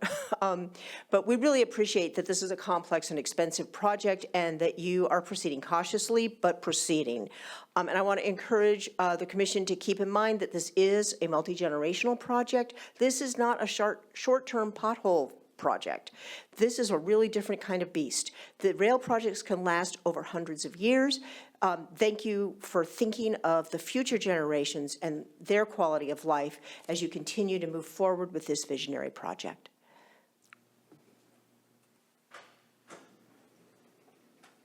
My name is Ann Easley, longtime community member. Thank the staff. Thank you, all of you, for all of the work that you've done on this. I'm a big supporter of the rail and trail. I thank you for listening and hearing what the voters have asked for. Santa Cruz to Watsonville corridor needs an alternative to more and more car lanes, obviously. Yes, the bridges are an expensive infrastructure project, but infrastructure is always expensive. These bridges will tie all the rail and trail segments together I hope you continue to shepherd this whole project forward for the communities it will serve far into the future as we build for the future. Thank you.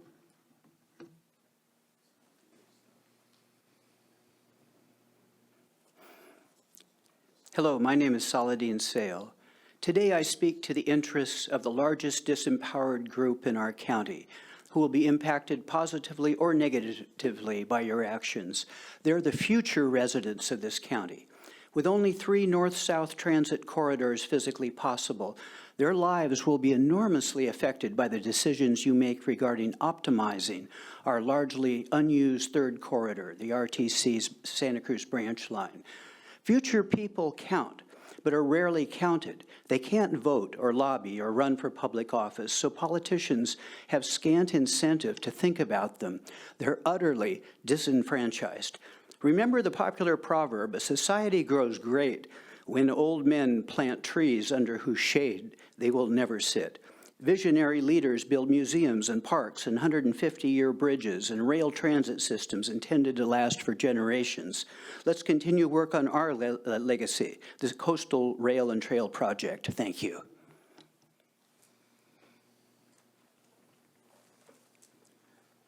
Lowell Hurst, resident of Watsonville. I want to thank the commission for coming to Watsonville today to hear the needs of our community in the Pajaro Valley. Yes, this is a need, and don't be spooked out by the sticker shock. Let's move forward. There is a way, there's a pathway, there's a railway.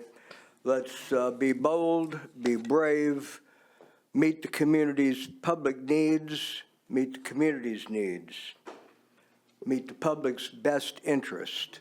Doesn't happen overnight, but you've been working at it a long time.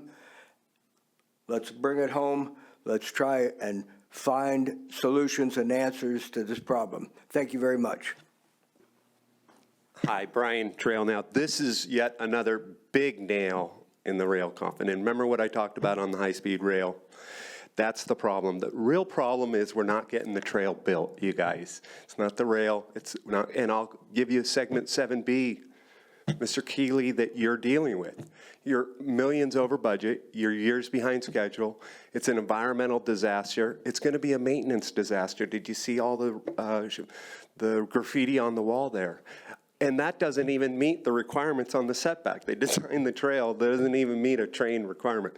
The point is we're sitting here arguing over rail, but the argument should be over when are we going to open the coastal trail all the way to Watsonville? We don't even have a plan for coming all the way to Watsonville. It's very sad that we built 1 mile in a decade, and it's cost $25 million per mile, twice as much as widening the highway to build a 12-foot wide trail. It doesn't make sense, you guys. The rail, go ahead, keep studying it, but we need the trail. Thank you. Just one quick perspective. I like to step back sometimes from all the facts and figures and look at things. And in a debate topic back in 1970, one of the statistics that blew me away was the fact that access to rail only covers 10% of the population that the rail runs along. The comment about providing rail for people at Dominican, that's over a 2-mile distance. So one thing I'd like to have the RTC do as part of your overall scope is I don't see any association with like how once you ride the rail and you get off someplace, how do you get someplace else? How are you working with the other city agencies and county agencies and stuff like that? Because aside from the cost issues, you're failing in the project because unless you can give me a different number, only 10% of the population is going to benefit from a rail.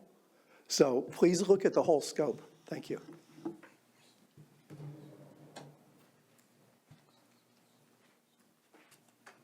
Good afternoon, commissioners. The mother of the child who died of measles in Texas was interviewed and said, I didn't know that measles could kill people. I accept outcomes that I don't like, but how we get there really matters to me. And I would just ask you, whatever you do, keep this project going. But if you do, just know that diverting humans and pedestrians and bikes off of the rail corridor, the way that's being proposed, will kill people. Thank you. Anyone online? Yes. Adrian Brandt?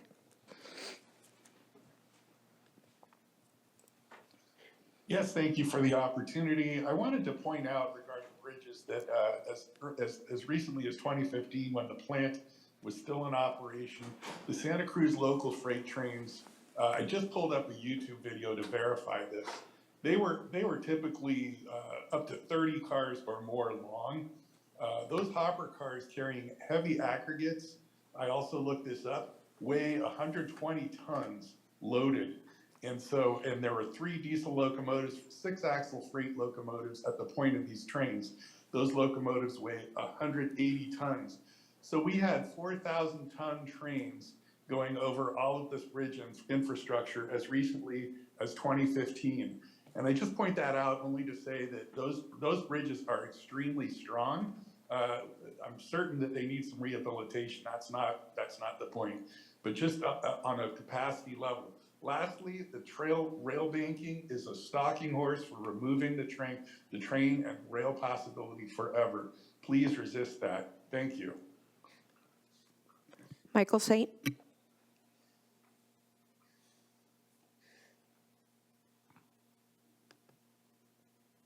Yeah, can you hear me? Yes. Okay, thank you for giving me some time here. It seems we're going to align ourselves basically with federal priorities and the state rail plan to approve and attain funding.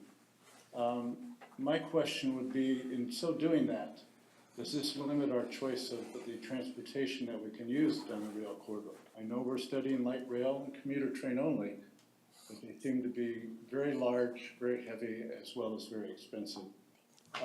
If that's the case, I would think that we could do a much lighter system and to reduce the cost and actually move more people than the commuter or the light rail system.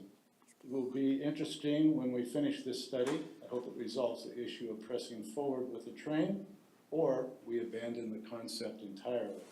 If it becomes the latter, I hope we have the will to look at other more affordable and technically superior mass transit alternatives. Thank you. Barry Scott? Thank you.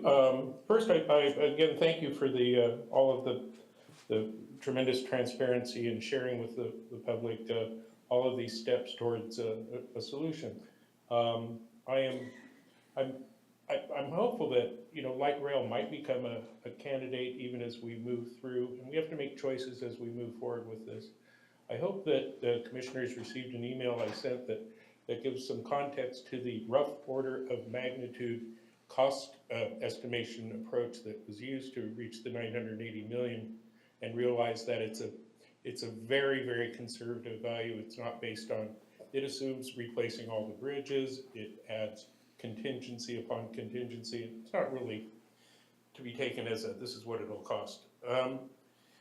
And 150 years worth of service, all these generations of people that will be able to benefit from it, and the fact that over 80%, possibly 90% would be covered by outside non-local funding. Let's move forward. Thank you. David loves felines?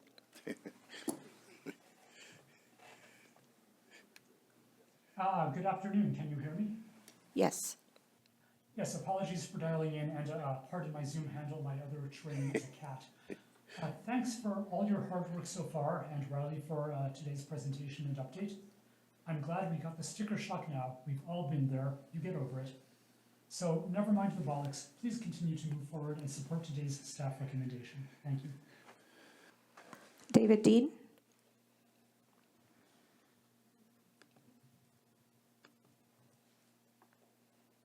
Yes, thank you for your time.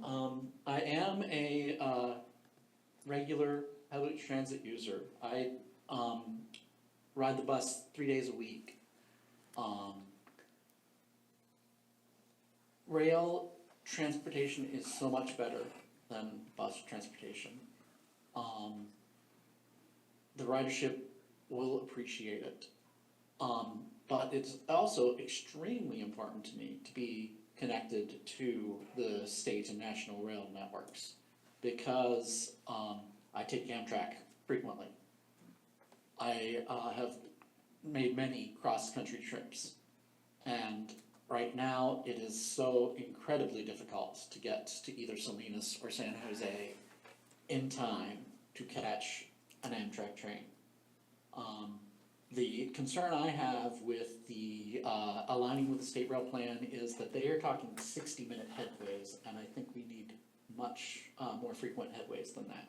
Thank you. That was our last speaker. Thank you. I'll bring it back to the board.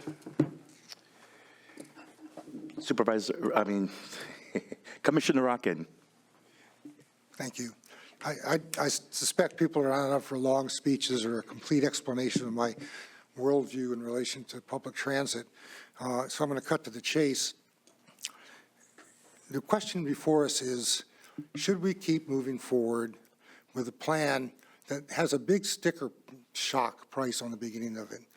People hear, oh my God, $1 billion. The item before this one was for $14 billion to be spent on transit items over the next 25 years in Santa Cruz County.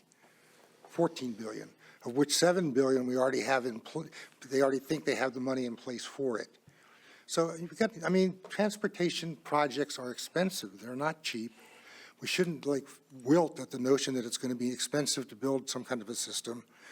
I honestly believe that in the end, if you take out the track for a recreational, what will be essentially a recreational trail, you'll never get it back for a public transit system. That's what sort of motivates me to not be in favor of just tearing out the tracks and building, as Brian Peoples and others might like, a cheaper a trail down the middle of the corridor. So I'm going to move the staff recommendation that we proceed with this. I think it'd be a mistake to start carving away at the $1 billion. Oh, it's not going to be that much money. It's going to be only half of that or 2/3 of it. I'll put money down on this. When we're all done with this thing, it's going to be a lot more than $1 billion before we're finished with it. That's what these things cost. Let's get real about them. And that's not enough to make us walk away from something that's going to make a difference 50 and 100 years from now. And that's why I'm supporting the staff recommendation on this item. Thank you.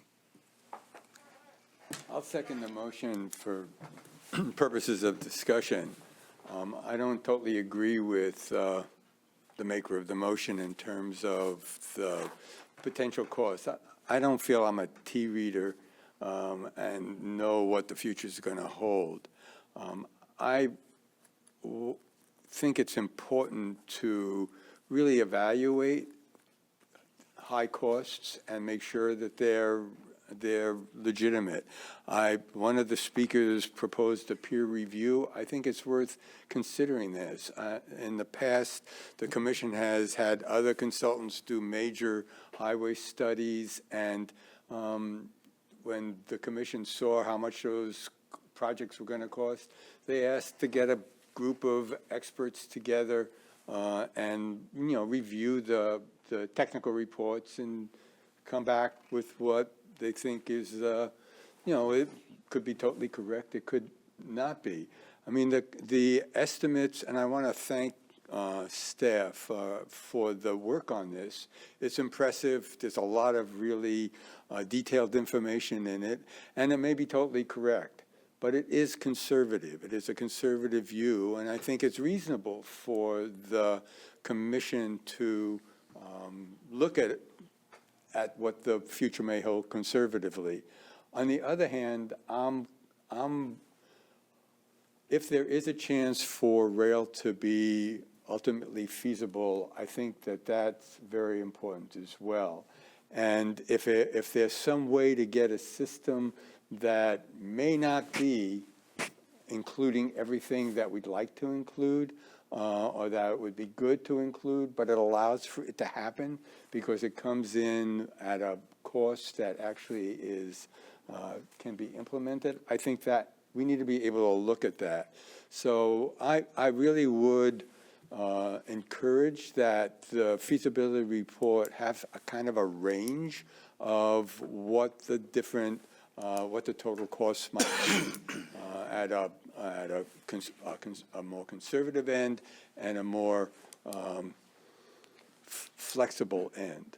So that, that I think it will give greater credibility, and it would also give us some options to look at probably during the environmental phase if it moves to the environmental phase, because there need to be alternatives looked at. So I'm very appreciative of the work that's been done. I think ultimately there are real questions about whether it's going to be feasible to have passenger rail service in this, in our county. And I think it's important to try to have a realistic sense of what that might be. But I think there are lots of assumptions to come up with 140, as I figured it out with my poor math, the construction, all the different contingencies and other costs total 144% of the construction cost. I mean, the actual cost. It doesn't say anywhere what that cost would be, but all that total amount of $980 billion is adding on all the contingencies. So it's important to consider, I think, a range of options, as well as having an understanding of, what a more conservative approach might cost, which, as you say, it could even cost more than that, but it could also cost less than that, and I think we need to look at that end of things as well. Thank you. So that's not an amendment, that's just a suggestion that you have for cost reduction strategies. Well, I don't know. Let me ask the director. It's been unclear to me whether the feasibility study is going to have just a project and that's it, or whether there will be alternatives that will also be incorporated in that study. Sure. So I will just say that projects as they are developed are dynamic, right? And we are working off of existing information that we have today. So this is a snapshot in time, and these are estimates, right? Just to put that out there as a caveat. In terms of the future project development phases, including environmental design and beyond, it is, advisable, I suppose, from staff that we have as few options or alternatives as possible when we move into the formal CEQA process. And the reason for that is it's very expensive to study multiple alternatives, right? So if we are adding alternatives here, there, and kind of everywhere along our line, it could definitely add to the professional services and project management costs for the project to do all the analysis of those alternatives. So our intention, staff is trying to narrow it down as much as we possibly can before moving into the more formal analysis process. Well, certainly that makes sense, but as you know, the CEQA process requires analysis of alternatives. So I agree there shouldn't be a huge range of alternatives, but I think it would be helpful to have, 2, maybe 3, is what normally for me seems to be a good CEQA, good environmental impact report approach to actually giving the public and the decision makers an ability to make some choices. And obviously, this is so complicated because there's so many areas that could be where there could be alternatives. So I appreciate your concern around that. But I think, from my point of view, having 1 or 2 alternatives that would provide for a less expensive approach would be appreciated. Go ahead. Are you suggesting, for example, that we would reduce some of the contingencies? I'm trying to understand what an alternative of the kind you're thinking about would look like. Because, what would be, we could do that. We could say, instead of going 50%, at one point they had that, just threw a bunch of stuff in and added some more just to really have a big number.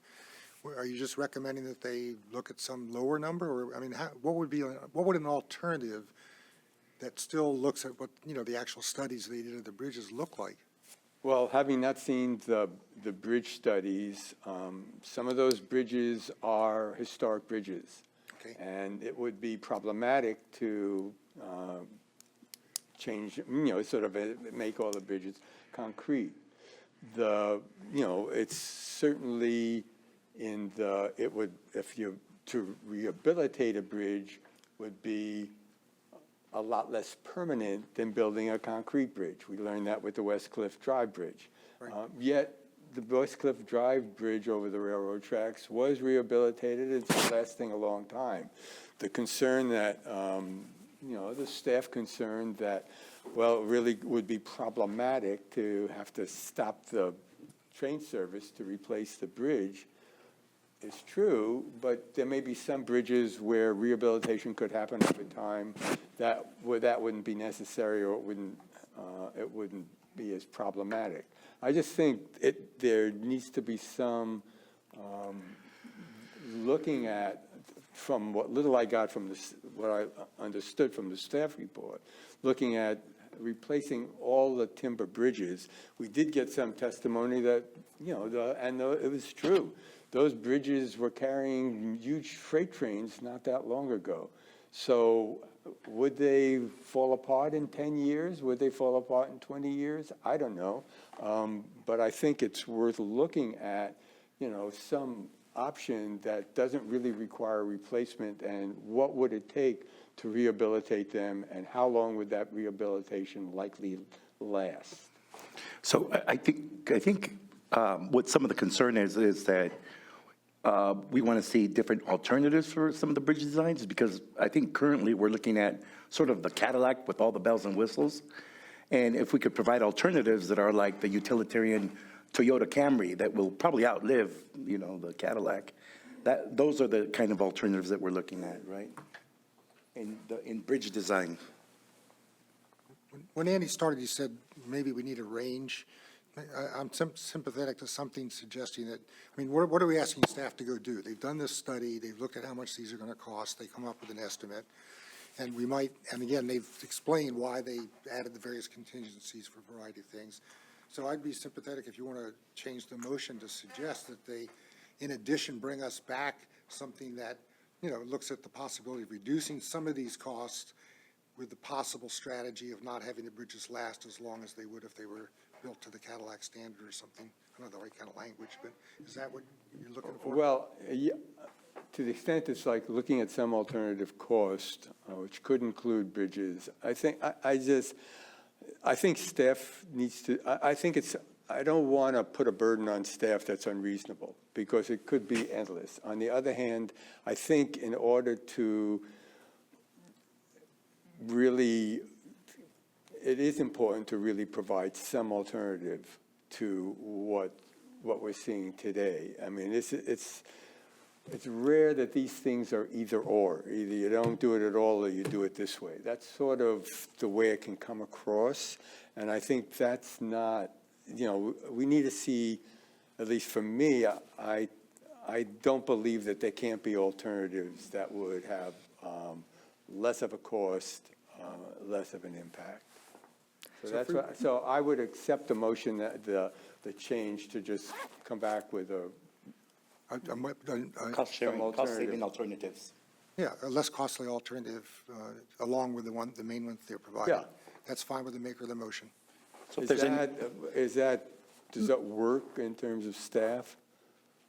Let me just explain. So the way that it works when you're developing a facility like this is, if you have, and Mr. Gerbrand in his presentation touched on this a bit, if you try to save more bridges that are close to the end of their useful life, there are, although we might be able to save some money up front when we're building the facility, there are longer-term cost implications that over the life of the project may not really be advisable. So meaning that if we try to save a bridge, a timber trestle, for example, timber trestles need maintenance much more frequently than, say, any other kind of bridge, really, concrete or steel. So by kind of trying to limp along with some of these older bridges that require a lot more maintenance, we're adding an obligation to our operation and maintenance expenses for this facility.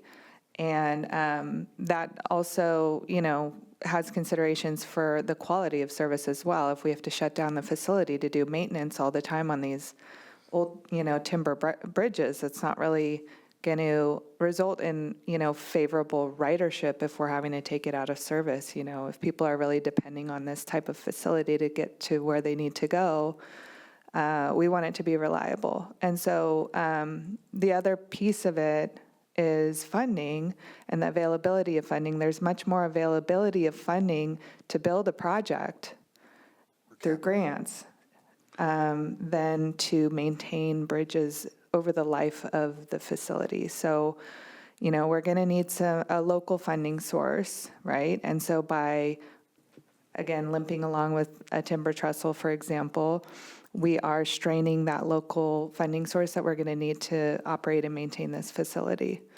So, on the other hand, we're going to need a local funding source to build the conservative approach, or the approach that's being, which is going to be an extremely significant local funding source at the kind of estimates that we're getting.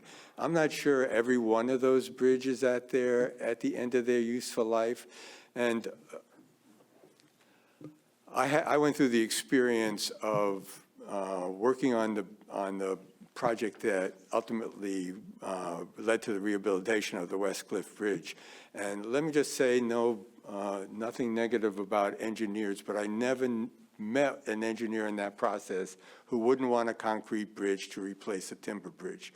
That just comes with being an engineer. And so I'm not unsympathetic to that point of view. I understand it, but there's maintenance needs and maintenance needs. Some maintenance needs require closing the bridge. Some maintenance needs can be done while the service goes on. What I'm asking for is just taking another look at, is it possible to really go and have an alternative that would allow for at least in the area of the bridges, retaining some of those existing bridges that may not be at the end. I think the Capitola Trestle is going to have to be replaced. That's expensive. I don't think there's any way around it. I don't know anything about any of these other bridges, and some of them may be replaced. Some of them, it may not really be necessary to replace them and still get a reasonable, useful life or have maintenance, some rehabilitation that could go on that could allow for ongoing maintenance that wouldn't be that needing to close. I mean, I'm just asking in the end, given that this is a very significant cost to the overall project, that we look at some alternatives as ways of trying to reduce those costs. I think that's the intention of the motion. Okay. I'm going to accept that as part of the motion. Okay, so is there any other further comment? Then we'll, yes. So I'm new here, and I might ask some questions, but maybe if the engineer could step back up to the podium, I think that would be helpful. I'm guessing you've all done very excellent and thorough due diligence on the bridges in terms of the report that was just presented to us, correct?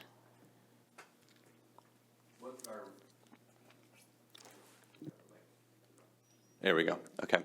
Our approach with the bridges, and going back to April, which we weren't on the commission at that point, our approach with the bridges for evaluation was to do a cursory inspection of the timber bridges, because prior reports have indicated that they're in deteriorated state and have recommended replacement for those bridges. For the concrete bridges, we without doing extreme investigations using X-ray and gamma, investigations to understand what's going on with the steel reinforcing. you can only do so much from the outside. So we did, again, a kind of cursory inspection of those to confirm what the prior inspection reports have undertaken and concluded. For the steel inspection bridges, those were, I wouldn't call it extremely detailed, but we did do an inspection looking at the joints and the steel members to understand the condition of the existing bridges and compared those against prior inspection reports. And indicated areas where the steel had deteriorated more and the corrosion had lessened the amount of steel remaining, and then did an evaluation to load rate those to understand what is the capacity of those bridges, and then we can compare those against the anticipated loading. Okay, so it sounds like there was excellent diligence, just, you're saying it was cursory, but it sounds like from the last inspection to now, there's even further deterioration, so. Correct, yeah. Yeah, so, okay.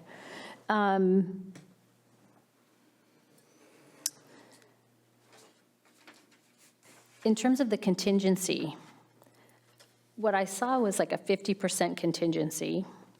So is the $980 million, does that include the contingency, or is the contingency 50% more of that sum? It includes it. It does include it. Okay, so it could be a lot less than 980 million potentially?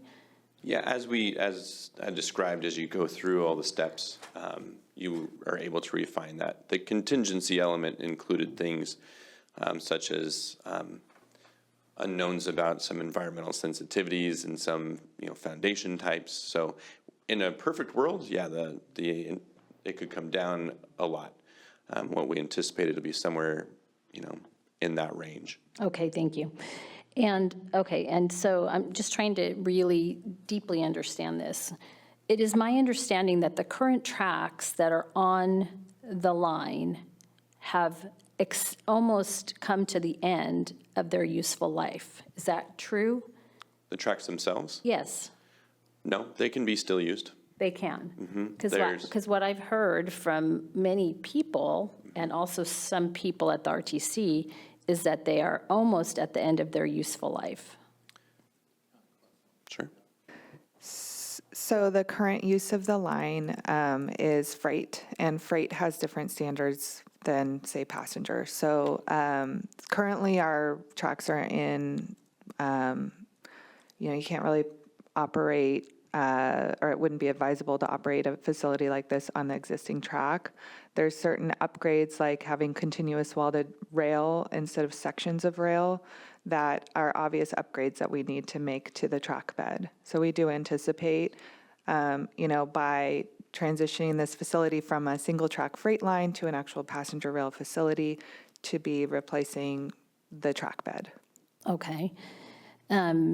Another question I have, and maybe this, you don't know the answer to this, but I know that this is supposed to be zero emission and likely electrified type of a line with the Moss Landing fire that we have. There's many people in this county super concerned with battery storage facility and how are we going to store enough electricity to operate a train like this, et cetera.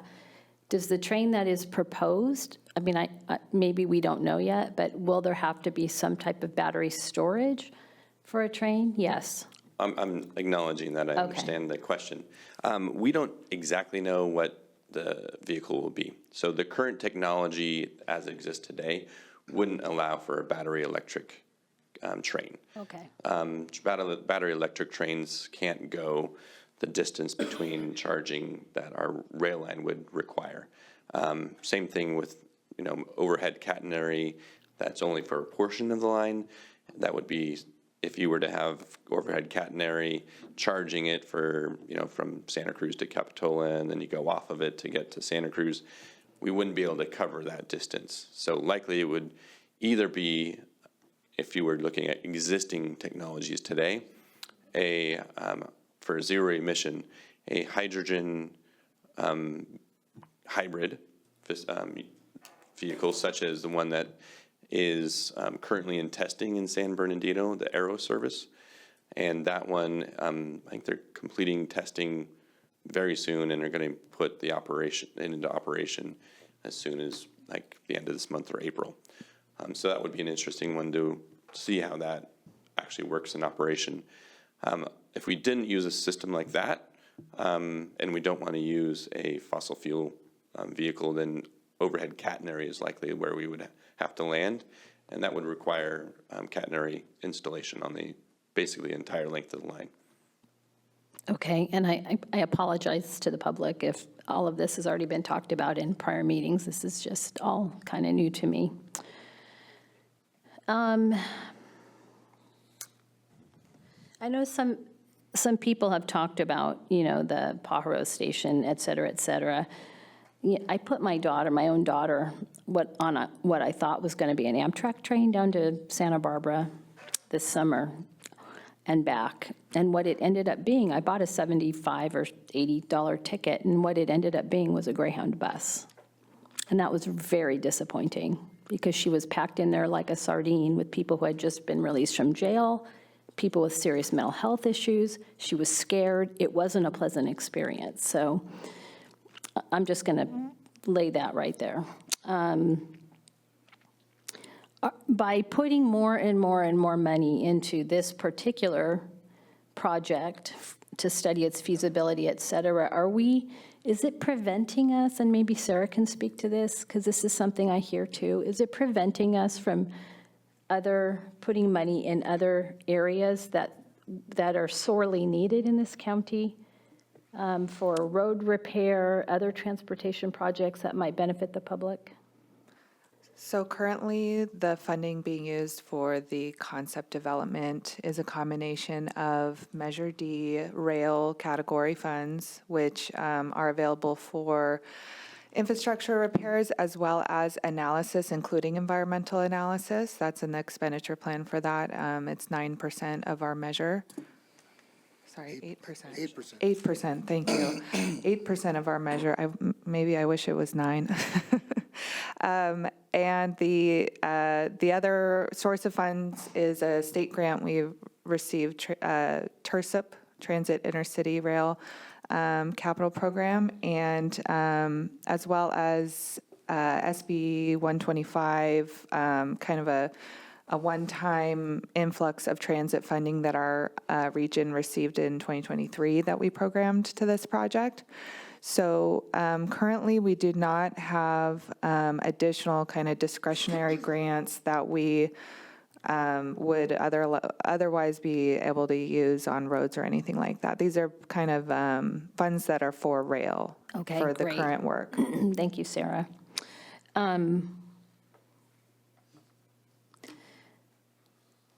So most of you may know that I grew up in Monterey County because I talked about this a lot during my campaign.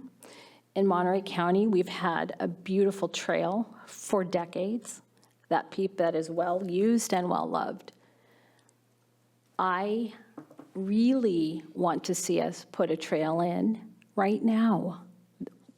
Our public, our citizens, South County, Mid-County, we should not have to wait. I don't think you truly understand the pain and suffering of sitting in this traffic day after day after day. No one seems to care, especially North County, because it doesn't really affect them.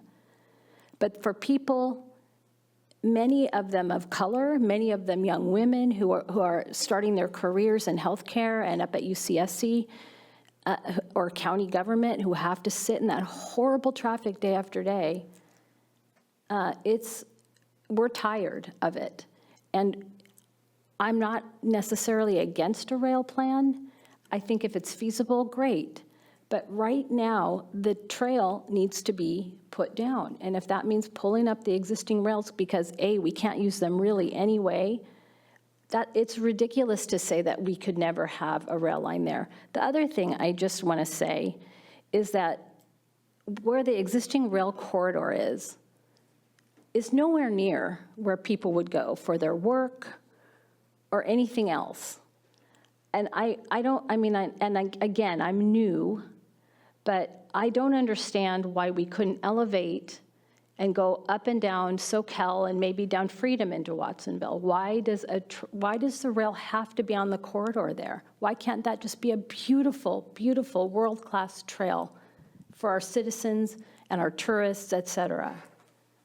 So anyway, that's how I feel about it. I've always said this.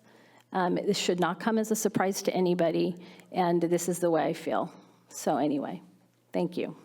Can we vote on the motion, please? Thank you. If there's no further comment, I'll just end it with, I'll be supportive of the motion. I have a because. comment. Commissioner Hernandez, I have a comment. Oh, okay, that's online, yeah. So I am one of the people who sits in traffic and commutes to UCSC, and the trail is not going to help me. What, am I supposed to ride my bike to work? I need a train, so I'm for the train. I've been for the train. It's feasible. Other counties have figured it out, and the fact that we keep having this conversation is pretty ridiculous to me. We keep hearing the same tired arguments over and over. Don't speak for me, because trail is not gonna help me at all. That's not gonna help people who commute. That's ridiculous to even say.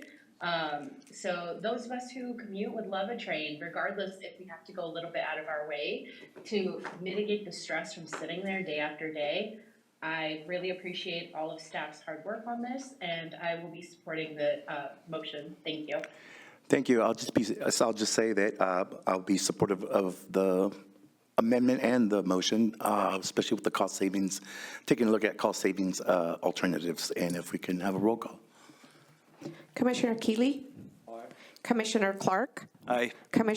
Commissioner Hernandez? Aye. Commissioner Alternate Schifrin? Aye. Commissioner DeSerpa? No. Commissioner Koenig?